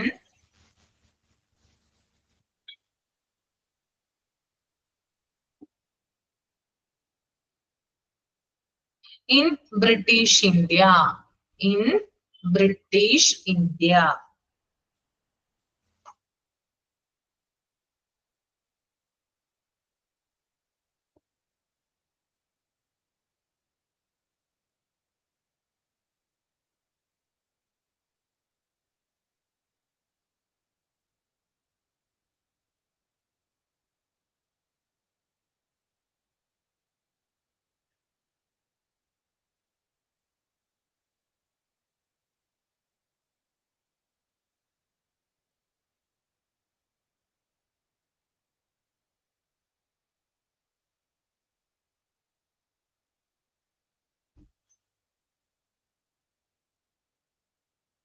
okay, എഴുതി കഴിഞ്ഞോ നിങ്ങള്? എഴുതി കഴിഞ്ഞായിരുന്നോ? ഓക്കെ, അപ്പൊ ഈ വുഡ്സ് ഡിസ്പാച്ചില് എന്താ പറയാ, മെയിൻ ആയിട്ട് അതായത് സ്കൂൾ ഇൻസ്പെക്ഷൻ എന്ന് പറയുന്ന ഒരു ആശയം ഉണ്ടായിരുന്നു. അത് ഫേമസ് ആകാനായിട്ട് കാരണമായി. അതുപോലെ തന്നെ വുഡ്സ് ഡിസ്പാച്ചിൽ പറയുന്ന ഒരു കാര്യം എന്ന് പറഞ്ഞാൽ പ്രൈമറി എഡ്യൂക്കേഷന് കൂടുതൽ ഇമ്പോർട്ടൻസ് കൊടുക്കുക, സെക്കൻഡറി എഡ്യൂക്കേഷന് കൂടുതൽ ഇമ്പോർട്ടൻസ് കൊടുക്കുക, ഹയർ എഡ്യൂക്കേഷൻ അതിനും കൂടുതൽ ഇമ്പോർട്ടൻസ് കൊടുക്കാനായിട്ട് ഈ ഒരു വുഡ്സ് ഡിസ്പാച്ചില് സജസ്റ്റ് ചെയ്തിട്ടുണ്ട്. അതുപോലെ തന്നെ ടീച്ചർ ട്രെയിനിങ് ഇൻസ്റ്റിറ്റ്യൂട്ടുകൾ സ്ഥാപിക്കാനും ഈ ഒരു വുഡ്സ് ഡിസ്പാച്ചിലാണ് ആദ്യമായിട്ട് മെൻഷൻ ചെയ്തിരിക്കുന്നത്. പിന്നെ അതുപോലെ തന്നെ ഗ്രാന്റ് ഇൻ എയ്ഡ് സിസ്റ്റം, അതായത് സ്കൂളുകൾക്ക് പ്രവർത്തിക്കാൻ ആവശ്യമായിട്ടുള്ള ഫിനാൻഷ്യൽ സപ്പോർട്ട് കൊടുക്കുക എന്നുള്ളതും ഈ ഒരു വുഡ്സ് ഡിസ്പാച്ചില് മെൻഷൻ ചെയ്തിട്ടുണ്ട്. ഓക്കെ, അപ്പൊ ഈ ഒരു വുഡ്സ് ഡിസ്പാച്ച് പ്രകാരമാണ് ഈ ഒരു സ്കൂൾ ഇൻസ്പെക്ഷൻ എന്ന് പറയുന്ന ആശയം ഇന്ത്യയിൽ കൂടുതലായിട്ട് ഫേമസ് ആവാനായിട്ട് കാരണം. അബൌട്ട് ആൻഡ് വുഡ് റിപ്പോർട്ട് പ്രകാരം ഇതിനകത്ത് മെൻഷൻ ചെയ്യുന്നുണ്ടെങ്കിലും, ആ റിപ്പോർട്ടിൽ സ്കൂൾ ഇൻസ്പെക്ഷനെ കുറിച്ച് പറയുന്നുണ്ടെങ്കിലും ബ്രിട്ടനിലെയും ഇന്ത്യയിലെയും സ്കൂൾ ഇൻസ്പെക്ഷനെ തമ്മിൽ താരതമ്യം ചെയ്യുന്നുണ്ടെങ്കിൽ കൂടിയും വുഡ്സ് ഡിസ്പാച്ചിലാണ് ഇത് കൂടുതലായിട്ട് ഫേമസ് ആകാനായിട്ട് കാരണമായത്. ഓക്കെ, പിന്നെ അതുപോലെ തന്നെ ഞാൻ പറഞ്ഞു വുഡ്സ് ഡിസ്പാച്ചിലൂടെ, അതായത് ആ ഒരു എഡ്യൂക്കേഷണൽ രേഖ അല്ലെങ്കിൽ ആ ഒരു റെക്കോർഡ് പുറത്തിറങ്ങിയതിലൂടെ സ്വകാര്യ മേഖല കൂടി എന്തിലോട്ട് വന്നു, സ്കൂളുകൾ സ്ഥാപിക്കാനായിട്ട് മുൻകൈയെടുത്തുന്നു. അതായത് സ്വകാര്യ വ്യക്തികള് സ്കൂളുകൾ സ്ഥാപിക്കാനായിട്ട് ആ ഒരു ടെൻഡൻസി ഉണ്ടായത് ഈ ഒരു വുഡ്സ് ഡിസ്പാച്ചിന് ശേഷമാണ്. അതുപോലെ തന്നെ സ്കൂൾ ഇൻസ്പെക്ഷൻ നടത്തേണ്ട ഒരു ആവശ്യം, അതായത് മെയിൻ ആയിട്ട് നമുക്കറിയാം സ്കൂളിന്റെ ഓവറോൾ പ്രവർത്തനങ്ങൾ ഒബ്സർവ് ചെയ്യുന്നതിനും അതുപോലെ തന്നെ സ്കൂളിന്റെ മൊത്തം ആക്ടിവിറ്റീസ് അല്ലെങ്കിൽ എന്താ പറയാ കുട്ടികൾക്ക് വേണ്ടിയിട്ടുള്ള മാർഗനിർദ്ദേശങ്ങൾ കൊടുക്കുന്നതിനും കൂടിയാണ് സ്കൂൾ ഇൻസ്പെക്ഷൻ വന്നതെന്ന് ഞാൻ പറഞ്ഞു. ഈ ഒരു വുഡ്സ് ഡിസ്പാച്ചിന് ശേഷം വേറൊരു കാര്യം കൂടി ആളുകൾക്ക് അല്ലെങ്കിൽ മറ്റുള്ളവർക്ക് ബോധ്യപ്പെട്ടു. അതായത് സ്വകാര്യ മേഖല സ്കൂളുകൾ ആരംഭിക്കുമ്പോൾ അവരിൽ നിന്നാണ് പണമെടുത്ത് എല്ലാ കാര്യങ്ങളും ചെയ്യുന്നത്, അല്ലെ? സ്വകാര്യ വ്യക്തികൾ ആരംഭിക്കുമ്പോൾ ഒരു മാനേജ്മെന്റ് അല്ലെങ്കിൽ അവരിൽ നിന്നല്ലേ പണം എടുത്ത് ചെയ്യുന്നത്. അപ്പൊ അവര് ചെയ്യുമ്പോൾ അവർക്ക് ഫിനാൻഷ്യലി വേറൊരു സപ്പോർട്ട് ഏതെങ്കിലും ഒരു സമയത്ത് കിട്ടുന്നതിന് വേണ്ടിയിട്ട് അവരെന്ത് ചെയ്തു, ഗ്രാന്റുകൾ, അതായത് സ്കൂൾ ഇൻസ്പെക്ടർമാരുടെ നേതൃത്വത്തിൽ സ്വകാര്യ സ്കൂളുകൾ പരിശോധിക്കുന്നത് വഴി സ്വകാര്യ സ്കൂളുകൾക്ക് ഗ്രാന്റ് ഇൻ എയ്ഡ് നടപ്പിലാക്കുമെന്ന് അവര് വിശ്വസിച്ചു. അതായത് കൂടുതൽ ആൾക്കാരും സ്വകാര്യ, അതായത് പ്രൈവറ്റ് ആയിട്ടുള്ള സ്കൂളുകൾ സ്ഥാപിക്കുമ്പോഴും അവരുടെ കയ്യിൽ നിന്ന് പണമെടുത്ത് ചെയ്യുമ്പോൾ അവർക്ക് വേറൊരു സപ്പോർട്ട് കിട്ടുന്നതിന് വേണ്ടിയിട്ട് സ്കൂൾ ഇൻസ്പെക്ടർമാര് വന്ന് ആ ഒരു സ്കൂള് പരിശോധിച്ച് കഴിയുമ്പോൾ ആ ഒരു റിപ്പോർട്ട് ഓക്കെ ആണെങ്കിൽ അവർക്ക് ഗവൺമെന്റിൽ നിന്ന് സഹായം കിട്ടും. ശരിയാണോ ഞാൻ പറഞ്ഞത്? കറക്റ്റ് ആണോ? അപ്പോ അത്തരത്തിൽ ഇൻസ്പെക്ഷൻ ഉണ്ടെങ്കിൽ മാത്രമാണ് എന്ത് കിട്ടുക, ഈ ഒരു ഗ്രാന്റ് ലഭിക്കുക. ഇൻസ്പെക്ഷൻ, അതായത് ഇൻസ്പെക്ഷൻ എന്ന് പറയുന്നത് ഗവൺമെന്റ് ഉദ്യോഗസ്ഥരാണ് ഇൻസ്പെക്ടർമാരായിട്ട് വരുന്നത്. അപ്പൊ അവര് വേണ്ട കാര്യങ്ങൾ ഒബ്സർവ് ചെയ്ത് പരിശോധിച്ച് റിപ്പോർട്ട് കൊടുത്താൽ മാത്രമാണ് ഈ സ്വകാര്യ വ്യക്തികൾക്ക് പല വിധത്തിലുള്ള സഹായങ്ങൾ കിട്ടുന്നത്. അപ്പോ ആ ഒരു സഹായം, അതായത് ഗവൺമെന്റിൽ നിന്ന് പലവിധ ഗ്രാന്റുകൾ കിട്ടുന്നതിന് വേണ്ടിയിട്ട് സ്കൂൾ ഇൻസ്പെക്ഷൻ നടത്തിയേ തീരും. അപ്പോ ഒന്നും കൂടി ഫേമസ് ആവാൻ തുടങ്ങിയത് സ്കൂൾ ഇൻസ്പെക്ഷൻ എന്ന് പറയുന്നത്. ഒരു സമയത്ത് കുറച്ച് ഏരിയകളിൽ മാത്രമാണ് ഇത് ഉണ്ടായിരുന്നതെങ്കിൽ പിന്നീട്, അതായത് ഈ ഒരു 1990 കാലഘട്ടം അല്ലെങ്കിൽ അതിനുശേഷമൊക്കെ സ്കൂൾ ഇൻസ്പെക്ഷൻ എന്ന് പറയുന്നത് ഇന്ത്യയിൽ എല്ലായിടത്തും ചെയ്യാനായിട്ട് ആരംഭിച്ചു. ഓക്കെ, അപ്പൊ ഇത്തരത്തിലുള്ള ഗ്രാന്റുകൾ കിട്ടിക്കഴിഞ്ഞാല് ഇതിലൂടെ സ്കൂളുകൾ സംരക്ഷിക്കുകയും അതുപോലെ തന്നെ കുറച്ചുകൂടി നിയന്ത്രിക്കുകയും അല്ലെങ്കിൽ കുറച്ചുകൂടി ഡെവലപ്മെന്റിലേക്ക് നയിക്കുകയും ചെയ്യാം. ഓക്കെ, അപ്പൊ പ്രധാനമായിട്ടും ഇത്തരത്തിലുള്ള ലക്ഷ്യങ്ങളാണ് സ്കൂൾ ഇൻസ്പെക്ഷന് ഉള്ളത്.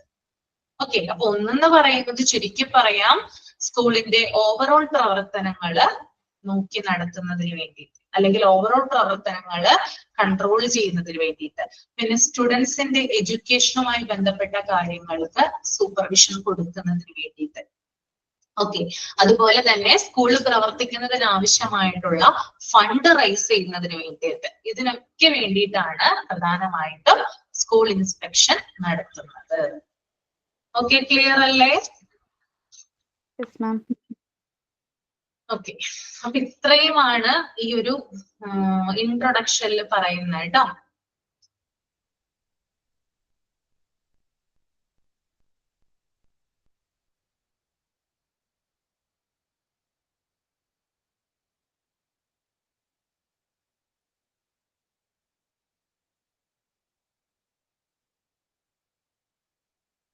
നെക്സ്റ്റ് പേജ് ഒന്ന് റീഡ് ചെയ്തോളൂ കേട്ടോ നിങ്ങള്.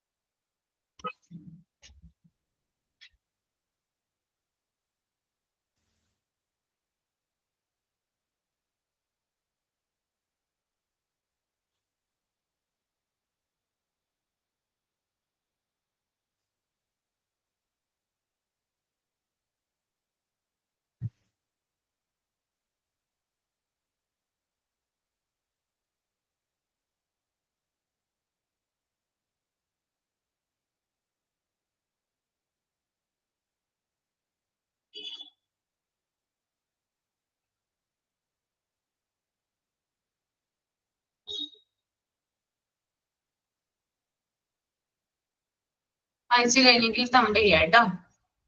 ഓക്കെ. അപ്പോ ഈ ഒരു ഇൻട്രൊഡക്ഷൻ ഞാൻ പറഞ്ഞതിൽ പ്രധാനമായിട്ടും അബോട്ട് ആൻഡ് വുഡിന്റെ അവരെന്താണ്, ഏത് സമയത്താണ് റിപ്പോർട്ട് സബ്മിറ്റ് ചെയ്തത്, എന്താണ് അതിനകത്ത് പറയുന്ന കാര്യങ്ങൾ എന്ന് ഓർത്തു വെക്കുക. ഏത് സമയത്താണ് Abbott and Wood report submit ചെയ്തത്, റിപ്പോർട്ട് തയ്യാറാക്കിയത് ഏത് വർഷമാണ്? 1936 അല്ലേ? ദെൻ അതുപോലെ തന്നെ വുഡ്സ് ഡിസ്പാച്ച് ഏത് ഇയർ ആണ്? അതൊക്കെ ഇമ്പോർട്ടന്റ് ആണ് കേട്ടോ. അതിന്നൊക്കെ ക്വസ്റ്റ്യൻ വരാം. Woods dispatch 1854. ഓക്കെ. ആരാണ് പ്രിപ്പയർ ചെയ്തത്? ചാൾസ് വുഡ് അല്ലേ? Okay.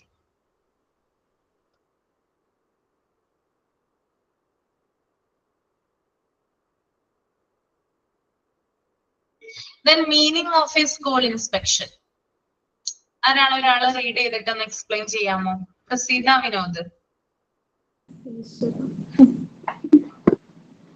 Meaning of a school inspection. According to the dictionary, the meaning of inspection is to give a test, and a test means to probe with an easy and critical view. In the area of education, also this sort of test is mirrored from the inspection of school with activities related to education and conditions. The school has activities linked to education and condition. The school inspector is selected by the government and goes to various schools at a time.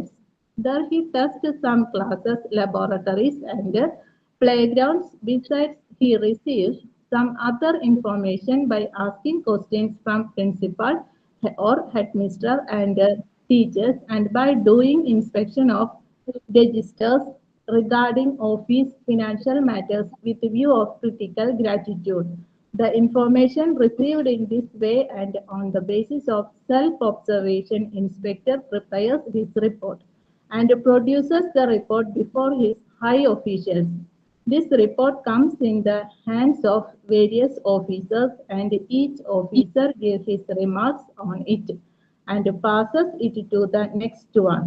In this way, the remarks are enrolled on it. With the result, when it reaches the principal, a lot of situations have changed which were criticized in the report. Thus, the result of inspection to a great extent automatically goes insignificant.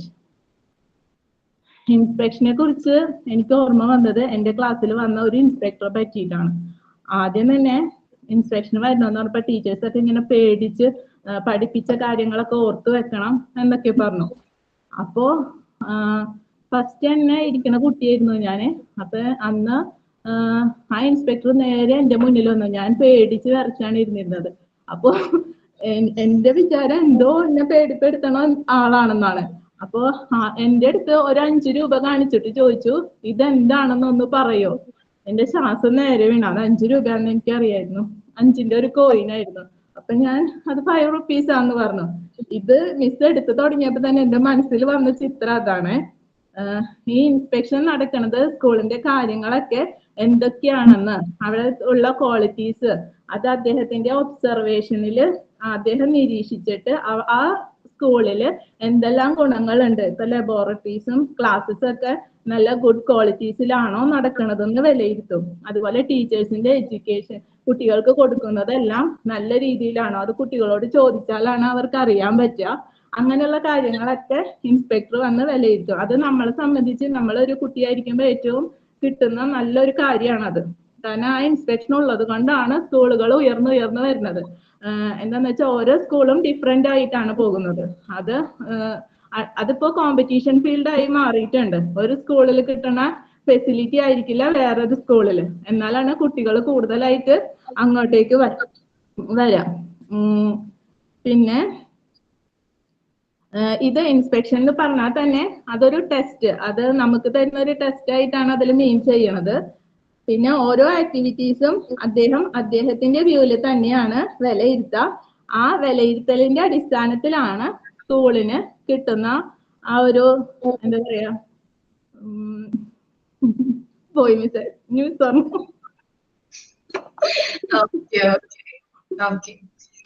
പറഞ്ഞു. ഇനി ആർക്കെങ്കിലും പറയാനുണ്ടോ? നിങ്ങളുടെ എന്തെങ്കിലും ഒരു experience share ചെയ്യാമോ ഇൻസ്പെക്ഷനുമായി ബന്ധപ്പെട്ട്? Inspection ഞാനിപ്പം വായിച്ചിട്ട് എനിക്ക് ഷമീമ പറയൂ, ഓരോരുത്തരായിട്ട് ഞാൻ ചോദിക്കാം. ഇങ്ങനെ പറയിപ്പിക്കുന്ന ഇതുമായിട്ട് കണക്ട് ചെയ്യാൻ വേണ്ടിട്ടാണ് കേട്ടോ. പറഞ്ഞോളൂ, ഷമീമ പറഞ്ഞു. ഞാനൊരു സാധാരണ ഗവൺമെന്റ് സ്കൂളിലാണ് പഠിച്ചത്. അപ്പൊ അവിടെ ഇങ്ങനെ ഇൻസ്പെക്ഷൻ വരുമ്പോ ടീച്ചേഴ്സ് പറയായിരുന്നു, ചില ദിവസങ്ങളിൽ കുട്ടികൾ ഇങ്ങനെ യൂണിഫോം ഇല്ലാതെ വരും. അപ്പോ നാളെ എല്ലാരും കറക്റ്റ് യൂണിഫോമിൽ വരണം കേട്ടോ, അങ്ങനെ ക്ലീൻ ആയിട്ട് വരണം, അങ്ങനെയൊക്കെ പറഞ്ഞു കേട്ടിട്ടുണ്ട്. അങ്ങനെ പറഞ്ഞു, ബുക്കെല്ലാം നീറ്റ് ആയിരിക്കണം, ചോദ്യം നന്നായിട്ട് പഠിച്ചിട്ട് വരണം എന്നൊക്കെ പറഞ്ഞു തന്നിട്ടുണ്ട്.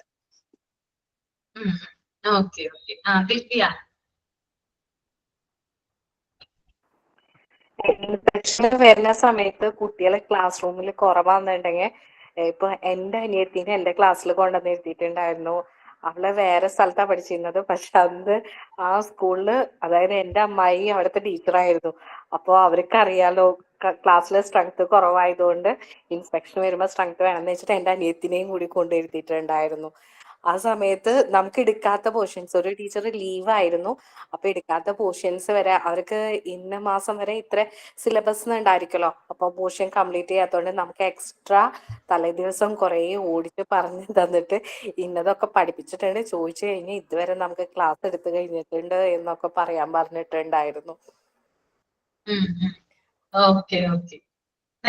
ഞാൻ ഇൻസ്പെക്ടർ പേടിയാന്നൊക്കെ പറയുന്നെങ്കിലും അതുകൊണ്ടുള്ള ഗുണം കുറച്ച് ഞാൻ ഇപ്പൊ വായിച്ചിട്ട് മാം പറയുമ്പോ എന്റെ ബുക്കിലോട്ട് എഴുതി വെച്ചേ. മാം ഞാൻ പറയാം, മാം കറക്റ്റ് ചെയ്ത് തരാമോ?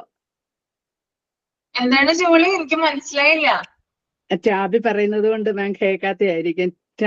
ടാബാണ് മാം, അതുകൊണ്ട് ഞാൻ മാം ഇപ്പൊ ഇത് മീനിങ് ഓഫ് സ്കൂൾ ഇൻസ്പെക്ഷൻ പറഞ്ഞപ്പോ എല്ലാം കൊണ്ടും പറയിപ്പിച്ചപ്പോ ഞാൻ പെട്ടെന്ന് എന്റെ റഫ് ബുക്ക് എടുത്തിട്ട് 2-3 പോയിന്റ്, എല്ലാവർക്കും പേടിയൊക്കെയാ ഇൻസ്പെക്ഷൻ വരുന്നത്, എന്നാലും നമുക്ക് അതുകൊണ്ടുള്ള ബെനിഫിറ്റ് എന്താന്ന് ഞാൻ റഫ് ബുക്കിലോട്ട് 2-3 പോയിന്റ് ഒന്ന് എഴുതി വെച്ചേ പെട്ടെന്ന്. അപ്പൊ ഞാനത് പറയട്ടോ എന്ന് ഞാൻ ചോദിച്ചതാ മാമിന്. ജോളി പറഞ്ഞു. School inspection improve the quality of education and teaching and overall school environment. Then school inspection ensure school meet standards. And then school inspection identify the improvements. Then school inspection to inspect school, advise and encourage improvements. Then inspector have a problem solving attitude and help teachers. Then school inspection provide feedback for school developments. And then inspection evaluate teaching quality. And then inspector evaluate student learning outcomes. Then inspector evaluate students safety. ഞാൻ എഴുതി വെച്ച points ഒക്കെ പറഞ്ഞതാ മാം, correct ആണ് മാം പറയുക. ഇത്രയും കാര്യങ്ങൾ മനസ്സിലായല്ലേ? മനസ്സിൽ വുഡ്സ് ഡിസ്പാച്ചും കുറെ ഞാൻ തന്നെ വായിച്ച് പഠിച്ചിട്ടുണ്ട് മാം, അതുകൊണ്ടാണ് മിണ്ടാതിരുന്നത്. വുഡ്സ് ഡിസ്പാച്ചിന്റെയും കുറെ തന്നെ ഞാൻ റെഫർ ചെയ്ത് ഇങ്ങനെ മാം പറഞ്ഞപ്പം തന്നെ പെട്ടെന്ന് റെഫർ ചെയ്ത് ഇങ്ങനെ പഠിച്ചെഴുതി വെച്ചതാ. അതുകൊണ്ട് പിന്നെ okay ma'am. Okay ma'am, thank you. Ma'am ശരിക്കും പറഞ്ഞാൽ ഇൻസ്പെക്ഷൻ പേടിക്കുന്നത് പറഞ്ഞാൽ ഈ ഇൻസ്പെക്ടർ വന്ന് ഇൻസ്പെക്ഷൻ ചെയ്ത് അതിൽ റിപ്പോർട്ട് കൊടുത്ത് വീണ്ടും അത് ഹയർ ഒഫീഷ്യൽസിന് ഓരോരുത്തർക്ക് കൊടുത്ത് വേരിയസ് ഓഫീസേഴ്സ് വീണ്ടും അതില് റിമാർക്ക് ഇടും അല്ലേ? എന്നിട്ടാണ് പിന്നെ അത് തിരിച്ച് പ്രിൻസിപ്പളിന്റെ കയ്യിൽ കിട്ടുന്നത്. അതാണ് ഇത്രയും പേടിച്ചിരിക്കുകയെന്ന് പറയുന്നല്ലേ ശരിക്കും പറഞ്ഞാൽ. ആ റിപ്പോർട്ട് ലാസ്റ്റ് വരുന്നത്, ആ ക്രിറ്റിസിസം എല്ലാം കഴിഞ്ഞ് കിട്ടുന്ന റിപ്പോർട്ട് എന്തായിരിക്കും എന്നുള്ള ഒരു ഇത്. അല്ല, പഠിക്കുന്ന സമയത്ത് 2 രീതിയിലാണ്. അതായത് ടീച്ചർ ആയിരിക്കുമ്പോഴും സ്റ്റുഡന്റ് ആയിരിക്കുമ്പോഴും ഒരു ആള് ഇൻസ്പെക്ഷൻ നേരിട്ടിട്ടുണ്ടെങ്കിൽ 2 വിധത്തിലാണ് അത് എഫക്ട് ചെയ്യുക. ഒരു സ്റ്റുഡന്റ് ആയിരിക്കുമ്പോൾ നമ്മൾ എന്തിനാ പേടിക്കുന്നത്? ഇൻസ്പെക്ഷൻ വരുമ്പോ ചോദ്യം ചോദിക്കും വിചാരിച്ചിട്ടാണ് അല്ലെ? എന്നാൽ ഒരു ടീച്ചർ ആയിട്ടാണ് വർക്ക് ചെയ്യുന്നതെങ്കിൽ ഇൻസ്പെക്ഷൻ വരുമ്പോ നമ്മൾ എന്തിനാ പേടിക്കുക? അറിവുണ്ടെന്ന് ആ ഇൻസ്പെക്ടർ വിലയിരുത്തും. എങ്ങനെയായിരിക്കും വിലയിരുത്തുന്നത്? നമ്മൾക്ക് എന്തെങ്കിലും പ്രശ്നങ്ങൾ ഉണ്ടാവോ ഇതുമൂലം? നമ്മുടെ ജോലിയെ ബാധിക്കോ? അങ്ങനെ 2 വിധത്തിലാണ് ഇൻസ്പെക്ഷൻ നമ്മള് നേരിടുന്നത്. അതിപ്പോ ശരിക്കും പറഞ്ഞാൽ സ്കൂളിൽ വർക്ക് ചെയ്യുന്ന ഒരാൾക്ക് കൂടുതലായിട്ട് അതിനെക്കുറിച്ച് അറിയാനായിട്ട് പറ്റും. സ്റ്റുഡന്റ് ആയിരിക്കുന്ന ഒരാളെന്ന് പറയുന്നത് അയാളുടെ ആ ഒരു സ്റ്റേജ് കഴിഞ്ഞു പോയി, ഇനി പേടിക്കേണ്ട ആവശ്യമില്ല. എന്നാൽ സ്കൂളിൽ ജോലി ചെയ്യുമ്പോൾ ആ 2 വിധത്തിൽ ആ ഓർമ്മകൾ വരും. സ്റ്റുഡന്റ് ആയിരിക്കുമ്പോഴെന്ന് വെച്ചാൽ ക്വസ്റ്റ്യൻ ചോദിക്കും, എന്താണ് നമ്മളോട് ചോദിക്കും. പക്ഷെ എന്റെ ഒരു അനുഭവത്തിൽ ഉണ്ടായിട്ടില്ല കേട്ടോ. ഭയങ്കര ഒരു കാര്യമാണ്, ആള് വന്നിരിക്കുന്നു, എന്തൊക്കെയോ കാര്യങ്ങൾ നോക്കുന്നു, പിന്നീട് എണീറ്റ് പോകുന്നു. ഗൗരവത്തോടെയാണ് വന്നിരിക്കുന്നതും എണീറ്റ് പോകുന്നതും. സ്മൈലൊന്നും അയാളിൽ കാണാനായിട്ട് പറ്റില്ല. പക്ഷെ ചോദ്യങ്ങളൊന്നും ചോദിച്ചതായിട്ട് എനിക്ക് ഓർമ്മയില്ല കേട്ടോ. ജസ്റ്റ് ആ ക്ലാസ് ഒന്ന് വന്ന് ഒബ്സർവ് ചെയ്തു, കുട്ടികളെ ഒന്ന് നോക്കി, ജസ്റ്റ് ഒന്ന് ചെക്ക് ചെയ്തു. അല്ലാണ്ട് ഇൻഡിവിജ്വൽ ആയിട്ട് ക്വസ്റ്റ്യൻ ചോദിച്ചതായിട്ട് എനിക്ക് ഇതുവരെ ഓർമ്മയില്ല. അതാണ് ഞാൻ നിങ്ങളോട് എക്സ്പീരിയൻസ് എന്തെങ്കിലും ഉണ്ടെങ്കിൽ ഷെയർ ചെയ്യാനായിട്ട് പറഞ്ഞത്. ഒരു സാർ ഉണ്ടായിരുന്നു, യൂസഫ് അലി എന്ന് പറഞ്ഞിട്ട് സാറായിരുന്നു. ടീച്ചർ പെട്ടെന്ന് പറയും എല്ലാവരും അങ്ങ് നല്ലതായിട്ട് ഇരിക്കാനൊക്കെ പറയും. നമുക്കൊരു സന്തോഷമല്ലേ? അപ്പോഴത്തേക്ക് നമ്മളെല്ലാവരും കൂടെ ഒത്തിരി കൂടെ അങ്ങ് നല്ല ആവത്തില്ലേ? പെട്ടെന്ന് മൗനമായിരിക്കുന്നോണ്ട് ടെസ്റ്റ് എല്ലാം കറക്റ്റ് ആക്കി വെക്കുന്നു. നമ്മൾ ഒത്തിരി കൂടെ നല്ലതായിട്ട് ആവുമല്ലേ അപ്പോഴും ചെയ്യുന്നത്? ബഹളം ഉണ്ടാക്കുന്ന പിള്ളേരാണെങ്കിൽ സൈലന്റ് ആവുന്നു അപ്പോഴേക്കും. അപ്പൊ അതൊരു നല്ല ഒരു മാനേഴ്സിന്റെ ഭയമാണെന്ന് എനിക്ക് തോന്നുന്നു, അല്ലാതെ വെറുതെ ഒരു പേടിയല്ല അതിന്. അല്ലേ? അങ്ങനല്ലേ? നിശബ്ദതയായിരിക്കും. അതായത് നമ്മൾ ആ വ്യക്തി ഇതുവരെ ഒരിക്കലും കണ്ടിട്ടില്ല, പക്ഷെ നമ്മുടെ ടീച്ചേഴ്സ് ഒക്കെ പറഞ്ഞു വെച്ച അല്ലെങ്കിൽ ഹെഡ് മാസ്റ്റർ ഒക്കെ പറഞ്ഞ രീതിയിൽ അദ്ദേഹം എന്തോ ഒരു വലിയ ഇതാണ്, പേടിക്കേണ്ടതാണെന്ന് നമ്മുടെ മനസ്സിലൊരു പിക്ചർ ഉണ്ട്. അതുകൊണ്ടാണ്, അല്ലാണ്ട് നമുക്ക് ആ വ്യക്തിയെ നേരിട്ട് പരിചയമില്ലല്ലോ, നമ്മൾ എപ്പോഴും അദ്ദേഹത്തെ കാണുന്നുമില്ല. പക്ഷെ എന്തോ ഒരു വലിയ സംഭവമാണെന്ന് അവരിങ്ങനെ കാലാകാലങ്ങളായിട്ട് കുട്ടികളുടെ മൈൻഡിൽ ഇങ്ങനെ കയറ്റിക്കൊണ്ടിരിക്കുവാണ്. അപ്പൊ അതുകൊണ്ടാണ് കുട്ടികൾ അങ്ങനെ പേടിക്കുന്നത്. മറിച്ച് ടീച്ചർ അല്ലെങ്കിൽ ഹെഡ് മാസ്റ്റർ വന്ന് പറയാണ്, ഇദ്ദേഹമാണ് ഇൻസ്പെക്ഷന് വരുന്നത്, വളരെ നല്ലൊരു വ്യക്തിയാണ്, നിങ്ങൾ പേടിക്കേണ്ട ആവശ്യമില്ല. അപ്പൊ അദ്ദേഹം വന്നിട്ട് നമ്മളോടൊന്ന് സ്മൈൽ ചെയ്യുവാണെങ്കിൽ അല്ലെങ്കിൽ നമ്മളോടൊന്ന് ചിരിച്ച് സംസാരിക്കുവാണെങ്കിൽ നമുക്ക് ആ പേടി ഉണ്ടാവില്ല. പക്ഷെ അങ്ങനെയല്ലല്ലോ, ഇപ്പോഴും ട്രഡീഷണൽ രീതിയാണ് നമ്മൾ പിന്തുടരുന്നത് തന്നെ പോരുന്നത്. ആ സിസ്റ്റത്തിന് ഒരു മാറ്റവും ഉണ്ടായിട്ടില്ല. ഓക്കെ, അപ്പൊ അതാണ്. അപ്പോ നമുക്ക് നോക്കാം എന്താണ് meaning of school inspection. School inspection എന്നതുകൊണ്ട് അർത്ഥമാക്കുന്നത് എന്താണെന്ന് നോക്കാം. അതായത് ഇൻസ്പെക്ഷൻ എന്ന് പറയുന്നത് പരിശോധിക്കുന്നതാണ്. ഓക്കെ, ഒരു സ്ഥലം വന്ന് അല്ലെങ്കിൽ എന്താണോ അദ്ദേഹത്തിന് കൊടുത്തിരിക്കുന്ന ചുമതല എന്താണോ, ഡ്യൂട്ടി എന്താണോ, ഏത് സ്ഥലം പരിശോധിക്കാനാണ് അല്ലെങ്കിൽ ഏത് സ്കൂൾ പരിശോധിക്കാനാണ്, ആ നടത്തുന്ന പരിശോധനയെയാണ് നമ്മൾ എന്ത് പറയുന്നത്, ഇൻസ്പെക്ഷൻ എന്ന് പറയുന്നത്. ഈ ഇൻസ്പെക്ഷൻ എന്ന് പറയുമ്പോൾ അദ്ദേഹം മൈന്യൂട്ട് ആയിട്ട് ചില കാര്യങ്ങൾ ഒബ്സർവ് ചെയ്യാനകത്ത്. ഇൻസ്പെക്ടർ എന്ന് പറയുന്നത് വെറുതെ ജസ്റ്റ് ഒന്ന് വന്ന് നോക്കി പോവുക മാത്രമല്ല ചെയ്യുന്നത്. ഒരു സ്കൂളിന്റെ പ്രവർത്തനങ്ങളുമായി ബന്ധപ്പെട്ട സ്കൂൾ എങ്ങനെ പ്രവർത്തിക്കുന്നു, അവിടെയുള്ള ടീച്ചേഴ്സ് എങ്ങനെയാണ്, സ്റ്റുഡൻസ് എങ്ങനെയാണ്, മറ്റുള്ള നോൺ ടീച്ചിങ് സ്റ്റാഫ് എങ്ങനെയാണ്, ഓക്കെ, സ്കൂളിന്റെ അറ്റ്മോസ്ഫിയർ എങ്ങനെയാണ്, ഇങ്ങനെ മൊത്തത്തിലുള്ള കാര്യങ്ങൾ ഒബ്സർവ് ചെയ്യുകയും വേണമെങ്കിൽ ക്രിറ്റിസിസം നടത്തുകയും ചെയ്യുന്നു. ഓക്കെ, അപ്പൊ ഒബ്സർവ് ചെയ്യുക മാത്രമല്ല, ഒബ്സർവ് ചെയ്തിട്ട് മിണ്ടാതിരിക്കില്ല അദ്ദേഹം.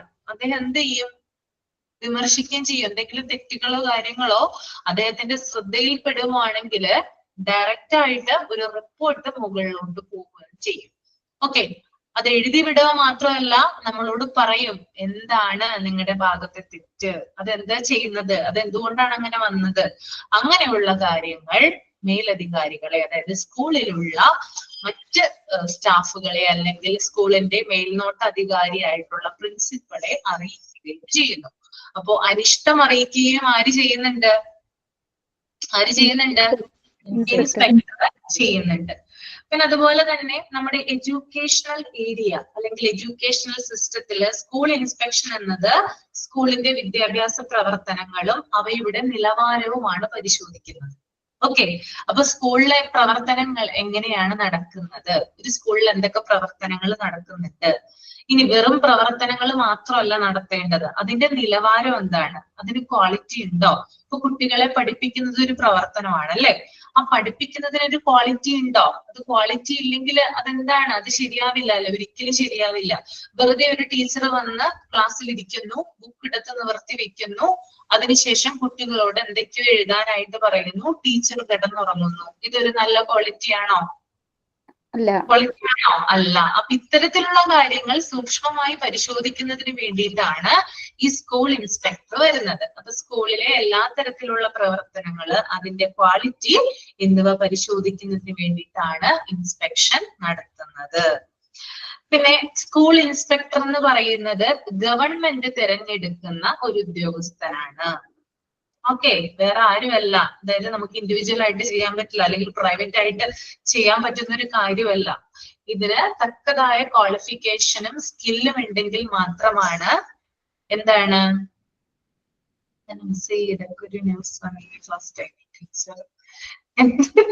എന്താണ് കമന്റ് വന്നിരിക്കുന്നത്,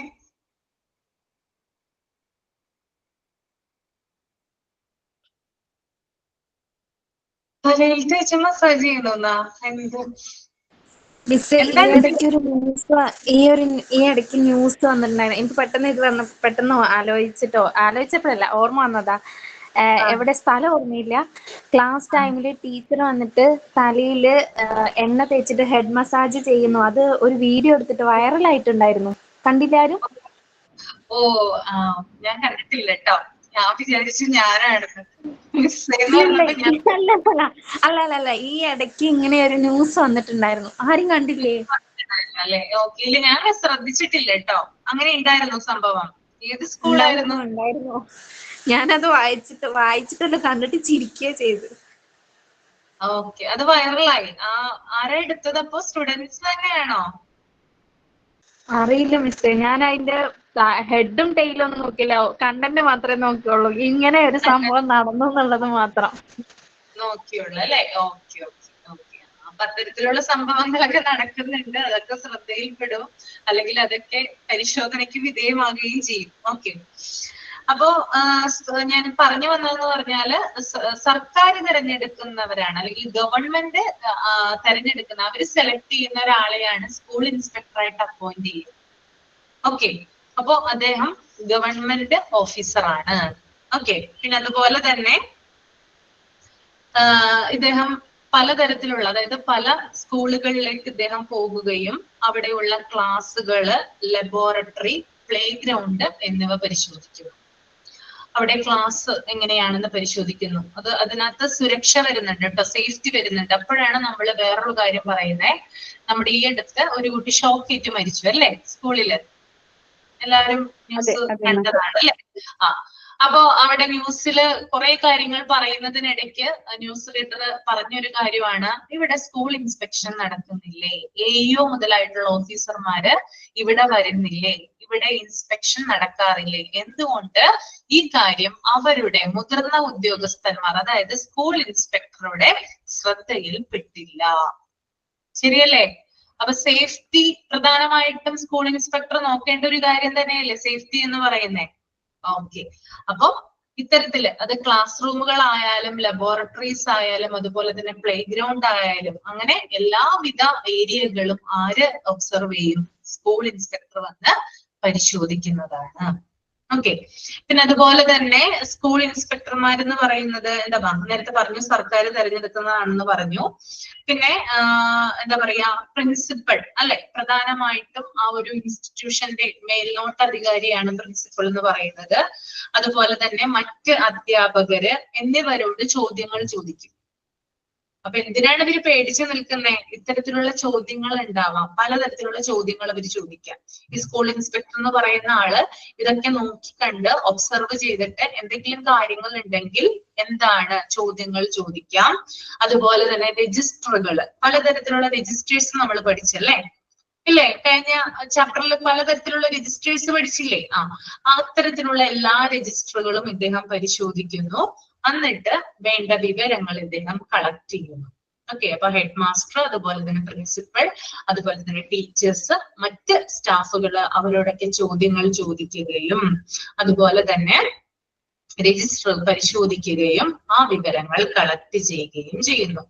പിന്നീട് ഇൻസ്പെക്ടർ, അതായത് ഈ സ്കൂള് ഇൻസ്പെക്ഷന് വന്നിരിക്കുന്ന ഇൻസ്പെക്ടർ ഇതിന്റെ അടിസ്ഥാനത്തിൽ, അതായത് എല്ലാ ക്ലാസ് റൂമിലും ചെന്ന് സ്റ്റുഡൻസിലേക്ക് ഒബ്സർവ് ചെയ്തു, മതിയായിട്ടുള്ള രേഖകൾ ശേഖരിച്ചു, വേണ്ടപ്പെട്ട ആളുകളോട് ചോദ്യങ്ങൾ ചോദിച്ചിട്ടൊക്കെ പലതരത്തിലുള്ള ഇൻഫോർമേഷൻസ്, ഡാറ്റാസ് കളക്ട് ചെയ്തിട്ടുണ്ടാവും. ഈ കളക്ട് ചെയ്ത് വെച്ചിരിക്കുന്ന ഡാറ്റയുടെ ബേസില് അയാൾ ഒരു റിപ്പോർട്ട് റെഡിയാക്കുന്നു. ഓക്കെ. ആരാണ് റിപ്പോർട്ട് റെഡിയാക്കുന്നത്? ഇൻസ്പെക്ടർ റെഡിയാക്കുന്നു. എന്നിട്ടത് എഡ്യൂക്കേഷണൽ ഡിപ്പാർട്ട്മെന്റിന്, നമ്മുടെ വിദ്യാഭ്യാസ വകുപ്പിലെ ഇൻസ്പെക്ടറേക്കാൾ മുതിർന്ന ഒരു ഉദ്യോഗസ്ഥൻ ഉണ്ടാവും, അദ്ദേഹത്തിന് കൈമാറുന്നു. ഓക്കെ. അപ്പോ ഇദ്ദേഹം ശേഖരിച്ചു വെച്ചിരിക്കുന്ന എല്ലാ കാര്യങ്ങളുടെയും ബേസിൽ ഒരു റിപ്പോർട്ട് തയ്യാറാക്കിയിട്ട് മുതിർന്ന എഡ്യൂക്കേഷണൽ ഡിപ്പാർട്ട്മെന്റിലെ ഒരു മുതിർന്ന ഉദ്യോഗസ്ഥന് കൈമാറുന്നു. അപ്പൊ എഡ്യൂക്കേഷണൽ ഡിപ്പാർട്ട്മെന്റിലെ ഏറ്റവും മുതിർന്ന ആളെന്ന് പറയുന്നത് നമ്മുടെ വിദ്യാഭ്യാസ മന്ത്രിയാണ് അല്ലെ? അതെല്ലാവർക്കും നമുക്കറിയാം അല്ലെ? വിദ്യാഭ്യാസ മന്ത്രിയാണ്. അതിന് താഴേക്ക് പല ഉദ്യോഗസ്ഥരും വരുന്നുണ്ട്, പല രീതിയിലുള്ള, അതായത് പല തട്ടുകളിലായിട്ട് നമ്മൾക്ക് അവരെ അതൊന്നും നിങ്ങൾക്ക് പഠിക്കേണ്ട ആവശ്യമില്ല, ഞാൻ ജസ്റ്റ് പറഞ്ഞെന്നുള്ളൂ. ഇപ്പോ നമ്മുടെ ഉന്നത വിദ്യാഭ്യാസവുമായി ബന്ധപ്പെട്ടിട്ടായാലും നമ്മുടെ വിദ്യാഭ്യാസവുമായി ബന്ധപ്പെട്ടിട്ടായാലും മന്ത്രിമാരുണ്ട് നമുക്ക്. അവരുടെ കീഴിലാണ് ഓരോ ഉദ്യോഗസ്ഥരും വരിക. അപ്പൊ അവരുടെ കീഴിലുള്ള വളരെ പ്രധാനപ്പെട്ട ഒരു ഉദ്യോഗസ്ഥനാണ് ഈ സ്കൂൾ ഇൻസ്പെക്ടർ എന്നുള്ളത്. അപ്പൊ അതിനും മേളിലുള്ള അദ്ദേഹത്തിന്റെ സുപ്പീരിയർ ആയിട്ടുള്ള ഒരു ഉദ്യോഗസ്ഥന് എന്ത് കൈമാറുന്നു? ഈ പ്രധാനപ്പെട്ട റിപ്പോർട്ട് കൈമാറുന്നത്. ഓക്കെ. അങ്ങനെ ആ ഒരു ബോർഡിലുള്ള എല്ലാത്തരം ഉദ്യോഗസ്ഥരും ഈ ഒരു വിവരങ്ങൾ കളക്ട് ചെയ്യുകയും അതിനുശേഷം അവരുടെ അഭിപ്രായങ്ങൾ അതിനകത്ത് രേഖപ്പെടുത്തി വെക്കുകയും ചെയ്യുന്നു. അപ്പൊ ഇൻസ്പെക്ടർ മുകളിലുള്ള ഒരു സുപ്പീരിയറിന് ഈ ഒരു റിപ്പോർട്ട് കൊടുക്കുന്നു. ആ റിപ്പോർട്ട് കൊടുത്തതിന്റെ ബേസിൽ അതിൽ വരുന്ന ആ ഒരു സർക്കിളിൽ വരുന്ന പലതരം ഉദ്യോഗസ്ഥരും ഈ ഒരു റിപ്പോർട്ട് വായിക്കുകയും അവർക്ക് തോന്നിയിട്ടുള്ള, അതായത് അവർക്ക് എന്താണോ അത് ആ റിപ്പോർട്ട് വായിച്ചിട്ട് തോന്നിയത്, അതിനുശേഷം അവരുടെ അഭിപ്രായങ്ങള് ഈ റിപ്പോർട്ടിൽ അവര് ഷെയർ ചെയ്യുന്നു അല്ലെങ്കിൽ പങ്കുവെക്കുന്നു, അവര് രേഖപ്പെടുത്തി വെക്കുന്നു. ദെൻ അവസാനമാവുമ്പോൾ ഈ റിപ്പോർട്ട് വീണ്ടും ആ സ്കൂളിന്റെ പ്രിൻസിപ്പളിന് കൈമാറുന്നു. ഓക്കെ, വീണ്ടും എന്ത് ചെയ്യുന്നു? പ്രിൻസിപ്പളിലേക്ക് ആ റിപ്പോർട്ട് വരുന്നു. ഇനി അതിനകത്ത് എന്തെങ്കിലും പ്രശ്നങ്ങളോ കാര്യങ്ങളോ എന്തെങ്കിലും ഉണ്ടെങ്കിൽ പ്രിൻസിപ്പൽ അതിന് ഉത്തരം പറയേണ്ടതാണ്. ഓക്കെ, അപ്പൊ സ്കൂൾ ഇൻസ്പെക്ഷന്റെ പ്രോസസ് എങ്ങനെയാണെന്ന് മനസ്സിലായല്ലോ? ഓക്കെ ആണ്? എല്ലാവർക്കും ഓക്കെ അല്ലേ? ഓക്കെ.